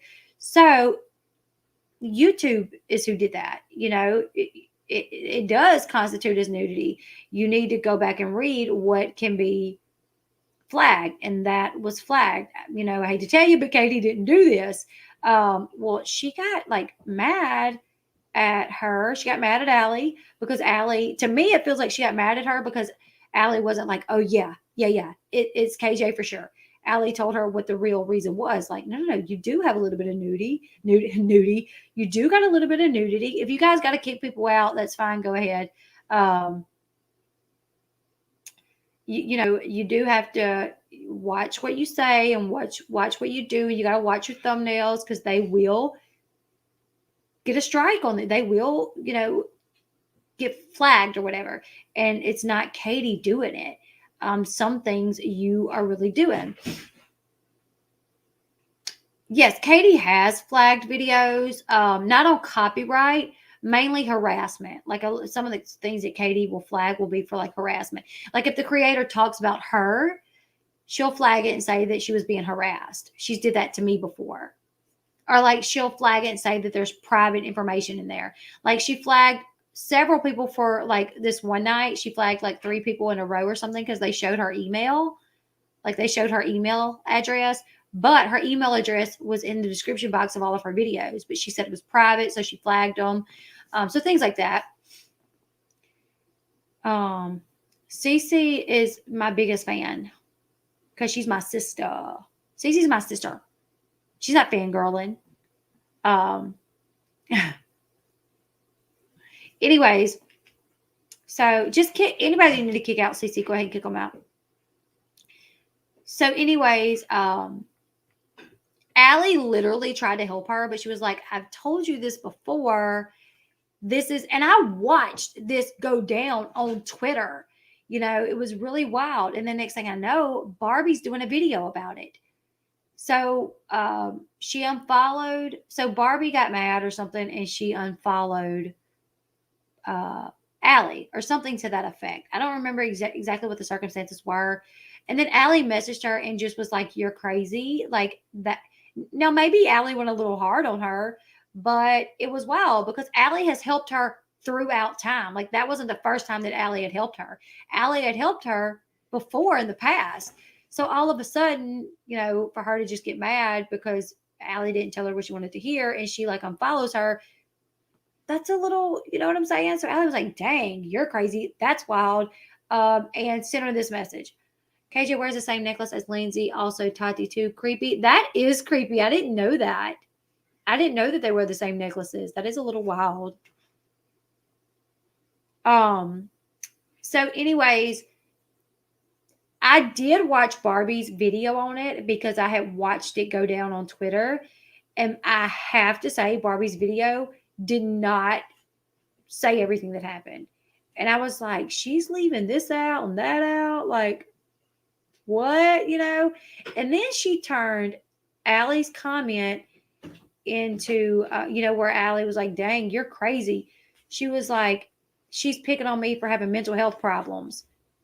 When Allie didn't even know she had mental health problems. Like, Allie literally did not know that Barbie had mental health problems. She was just saying you're crazy and like, dang, that was crazy. You're crazy. Why? You just got mad because I didn't tell you what you wanted to hear. And Barbie literally did a video saying she's picking on me for having mental health problems. And I thought that was really unfair to Allie because it painted her as someone that picks on people with mental health problems when in reality she didn't even know that she had mental health problems. So I don't know. I just think that the community and everyone in the community could get along, support each other, or just don't talk to each other and do your own thing. But the making the comments, slighting people, or like when I make a video saying, "Oh, Mama June and her new man," not watching the video, but instead doing a video where you say all these creators out there getting up in people's business, their private business, and starting rumors that Mama June got a new man. Well, Mama June, that's just her friend, and they're sitting back laughing at people that saying that when I was literally the only one that had even set it up at that point. I don't know. It's just like, what's the problem? Like, what's the point? Like, I don't understand because I thought we were cool. I don't know. So I don't know, you guys. It's really weird. But I have the messages to prove that I've told her about all this stuff when she did it. I literally think, and this is 100%, you guys, that when Barbie did the video, Elle Bee versus KJ, my thoughts, and she seemed to be like talking crap about me, kind of. But then was like, "Oh, I didn't know all the facts. I didn't know all the facts." She knew all the facts. I think that she was doing this to kind of test the waters to see. Cheryl, I'm not picking her apart. I've kind of broke things down as to I used to be friends with her. We were used to be cool. Like, we used to message back and forth. I told her the whole rundown of what happened between me and Katie. And then out of nowhere, she starts kind of talking crap about me in her videos. And then, attacking people, saying that they're stealing her content when they're not. She starts making comments about these other creators saying XYZ. They don't know what they're talking about. Well, the creator that she was talking about was me, you know? Yeah, because I'm not trying to talk crap about her. I'm really just trying to like explain like why I understand that T-Spiracy did a video, because when I felt like it was not okay for T-Spiracy to get mad at everybody and claim that they stole her content when literally Todd Chrisley announced on his podcast that he was going to sue Katie Joy, and millions of people listen to the podcast.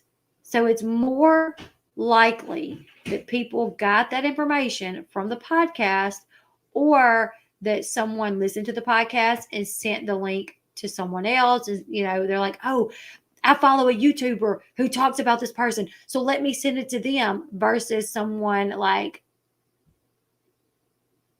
stealing it from Barbie. You know what I'm saying? I don't know why she couldn't just say, "Well, maybe they got it from the same place I did."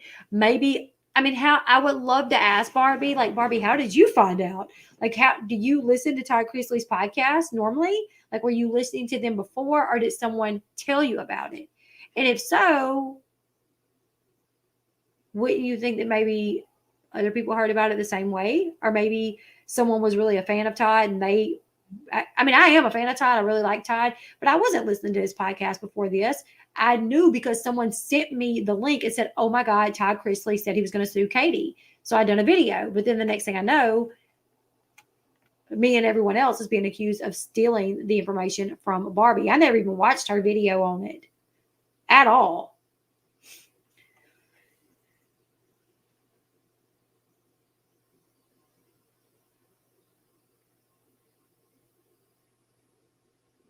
Wait, what's going on?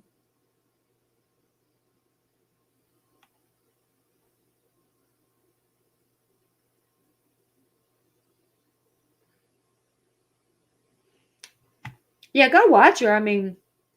Form your own opinion, but just know when you hear her making those slighted comments, about other creators. And like a lot of times it's creators that literally have done nothing to her. And I've realized that sometimes she's commented on my content without actually watching the content. And I was like, if she would have just watched the video, she would have heard me say, no, Mama June is not in a relationship. I don't think that she is just having fun with these guys on TikTok, you know? But yeah, it sucks because I'm like, oh, great. There's another person that don't like me for what reason. I'm not sure, but whatever. There it is. I've been nothing but nice to her.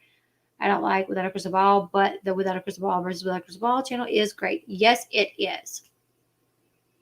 Um, I don't have her usually lost when I listen to Elle. Is that a good thing? I look at this as a safe, let's get along type of thing. Make a difference. It's been a while. They tear you down. That's what they crave. Yes. I'm glad I'm not a creator. It mostly seems like a pain. It can be. It can be because I'm like, when I first started picking up on these comments that she was making, I was like, I literally told Sean, I was like, I have no idea why all of a sudden she don't like me.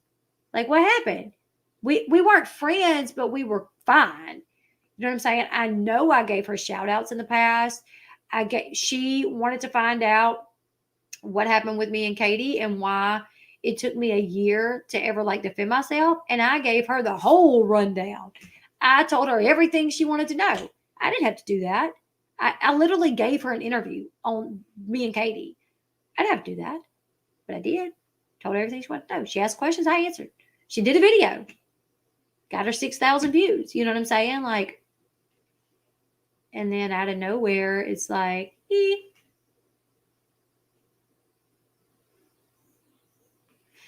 So I don't understand the hate. It really is sad. You can't get it back.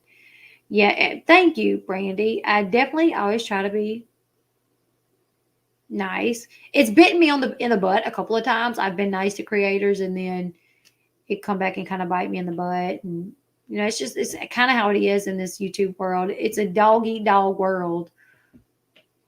I completely understand, Cheryl. Maybe so, Janie. I don't really get it, but I would actually love to talk to Barbie and be like, okay, what makes you think this? Why did you say this? Like, what was your point in this? Like, why do you want to sue Katie? Like, how would you sue her? Like, for what? Because she says, she claims that Katie is still in her content, but she's not. I mean, literally, I knew that that Oprah was the one that like busted the Jim Bob Duggar case wide open years ago. I remember finding out that's how it come, like, that they were actually, the Duggar family was supposed to be on the Oprah show, and somehow they figured out that there was this police report against Josh for something to that effect. Dog eat dog world. It's a dog eat dog. Did I say? It may have sounded like I said dog eat dog world. It's a dog eat dog world. But I forgot what I was saying. I'm not asking anybody to take sides. She has said things about me that I don't understand why, that she's not had a reason to. She has also been tweeting at KJ the last few days. I thought, when you're going to die, it's time to be silent. Yeah, I just don't get it. I don't know. When you're going to sue, okay. I'm like, I don't really know what she's talking about, but okay. When you're going to sue, be quiet, right? You were speaking about Oprah and knowing about what she did prior to KJ revealing. Yes. Like, I knew about that, like, and a lot of people did. And then KJ talked about it, and I guess Barbie did. And then I guess Barbie said that KJ stole the story from her, but that's impossible. That story's been out there for years. So I don't know. I don't know, you guys, but that's okay, Cheryl. I can't spell half the time either. But I really need to get off. We're going to New Orleans tomorrow evening. Dakota's going to have his surgery. I guess we'll come back in a couple of days. I really don't know, because if he has to have a catheter,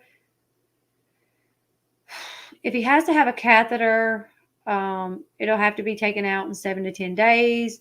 So I'm really not sure. Honestly, I think a lot of the other YouTubers don't like you because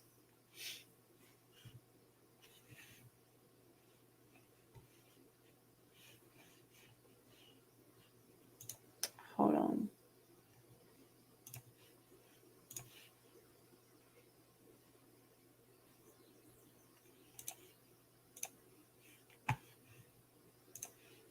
Hold up. You guys, give me just a second.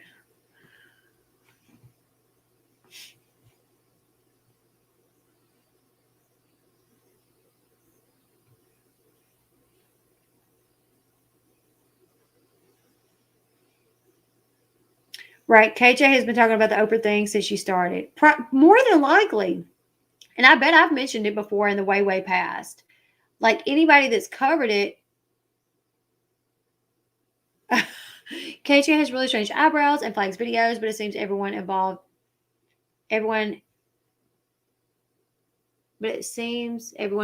monetized channels. So is this a play for views? Not for me. I'm not sure.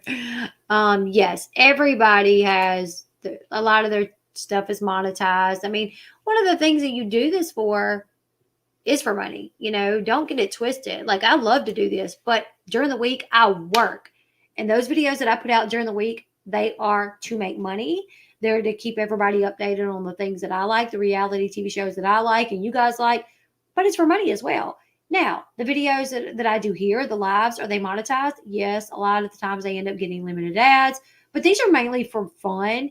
Like, I'm not talking about Backwoods Barbie because I want to make a bunch of money off of it. This isn't for clout. This is for click and views. I'm not even going to put it in my title that I spoke about her. I've literally held off on speaking about her for a long time and bringing up the things that she has said and done, just because I didn't want to have a back and forth with her, and I'm not going to do that. Montana, his name is Doug. He's fighting COVID-19 for 7 weeks. Oh my goodness! On a ventilator as a small infection before you leave tonight. Yes, Angel, absolutely, absolutely. What's your friend's name? His name is Doug. Lives in Montana. Yeah, we will definitely keep your friend Doug in our prayers. That is so, man, that's scary. That is very scary. But anyways, you guys, y'all keep Doug in your prayers. Keep Dakota in your prayers. Keep me in your prayers. We're all going to New Orleans, the whole family. I was looking today. I actually need to rent our room, and I really would rather rent an Airbnb versus like a hotel, because Dakota's not going to be feeling well after surgery. And we're going to have 6 kids. So 6 kids, one just getting home from surgery in a hotel would be chaotic. But has anybody have any experience with bed and breakfasts? Because I was looking at some bed and breakfasts. I was looking at Airbnbs. You're very pretty. You respect people and yourself. You are so kind. Oh, thank you, Melissa. I saw a part of your comment earlier and then it immediately got deleted. And I was like, wait, what? Was she going to say, like, I think the reason people don't like you because you're stupid? I was like, well, where are we going with this one? But then I like saw your name and I was like, no. She's not one of the ones that would say anything rude or nasty like that. She's one of my people. So I was like, no, something. I'm sure she was going somewhere good with that one. I never stayed at a B&B before. I'm kind of, yeah, I don't know. I really tonight, the 6th child, I think you found me on a late night live one night, and I don't remember because I remember you coming in. I'm positive. It was a late night live one night. Don't remember what we were talking about, but I think you just kind of stumbled across my live stream and you came in, and I think you said something about my voice reminding you of home, and you've been kind of here ever since. I think it was just a late night live. Don't worry about YouTube. Rest, take care of your babies. We will all be here. Wait. Oh, thank you. I'm still gonna try to work a little bit because you guys, like I said, this is my job. And November's month is December's paycheck, right? So November's month, I gotta be balls to the wall, and I gotta get a good check because that's December's check. We will get like anywhere from December 21st to December 23rd. That's Christmas money. So I'm going to be working. Yes. That's what I need to look up. I actually should have called those today. Usually hospitals have hotel facilities that are affiliated. There are studios with kitchenettes. That's what I need. Oh, thank you, everybody. Burps. Thank you, guys. I think I've seen. Yes, I think, or maybe not LA, but from the South somewhere. But anyway, so yeah, I'm gonna be doing lives. Maybe I'm gonna try to. That's actually, well, I don't know why I just said that. I literally don't know why I just said that because that's why I did the live tonight because I was like, I'm probably not gonna be able to do a live while we're in New Orleans. But if I can stay at like an Airbnb or a bed and breakfast, then maybe after the children go to sleep, maybe I'll be able to do a live stream or something. Um, thank you. But I really wanted to make sure I got one done before, we head out, just in case. I think an Airbnb would be best. Yeah, I think so too. I was looking at them, but another thing is like we need kind of a big one. Like we need one. There's 8 of us with enough beds. KJ could have built you a hospital by now, so your babies can. That's true. Our whole crew right now on the jobs and it worked great. I got to look at some more once we get off here. I got a few videos I got to release, and then I got to start looking to book where we're going to stay. But thank you all for hanging out with me tonight. I enjoyed it so much. I don't know if I just got myself in some trouble by even talking about the Barbie thing. If Barbie watches this, I have no issue. I just don't know why you have the issue. And if you don't, then I don't understand the slighted comments. You know what I'm saying? Which, whatever. Hopefully, we can get past that. Hopefully, if you don't like me, you just kind of move past it and don't feel the need to like make comments. I'm not making any comments. I'm just trying to do my channel. You know what I'm saying? Thank you, the 6th child, for the super sticker. I appreciate that so much. I know they have a Ronald McDonald House. Might want to look into that, or maybe you can find a place in the area. Definitely worth calling to see. Yes, our adjoining rooms. I stayed at a Best Western. Really? A Best Western? Really? It's an absolute pleasure talking to you, Phil. Thanks for having me. You're adorable. Oh, thank you. But anyways, I will see you all. Nope. I don't know if I'm going to see you guys tomorrow. I don't know why I keep saying this, but I'll see you guys soon. I will. I don't know if I'm going to put up any actual pre-recorded videos tomorrow because I'm going to be packing and then we're leaving tomorrow. But I'll get back when I can, and I'll keep you guys updated on my community tab about Dakota. But you guys pray for us, pray for Dakota, because you guys, he's had this surgery before and it was botched and he almost died. He almost died after this last surgery. He had to be put back in the hospital and he had to have a blood transfusion because he almost bled to death. So I'm a scared mama. So pray for us. But I'll see you guys all soon, as soon as I can. And thank you guys for hanging out with me.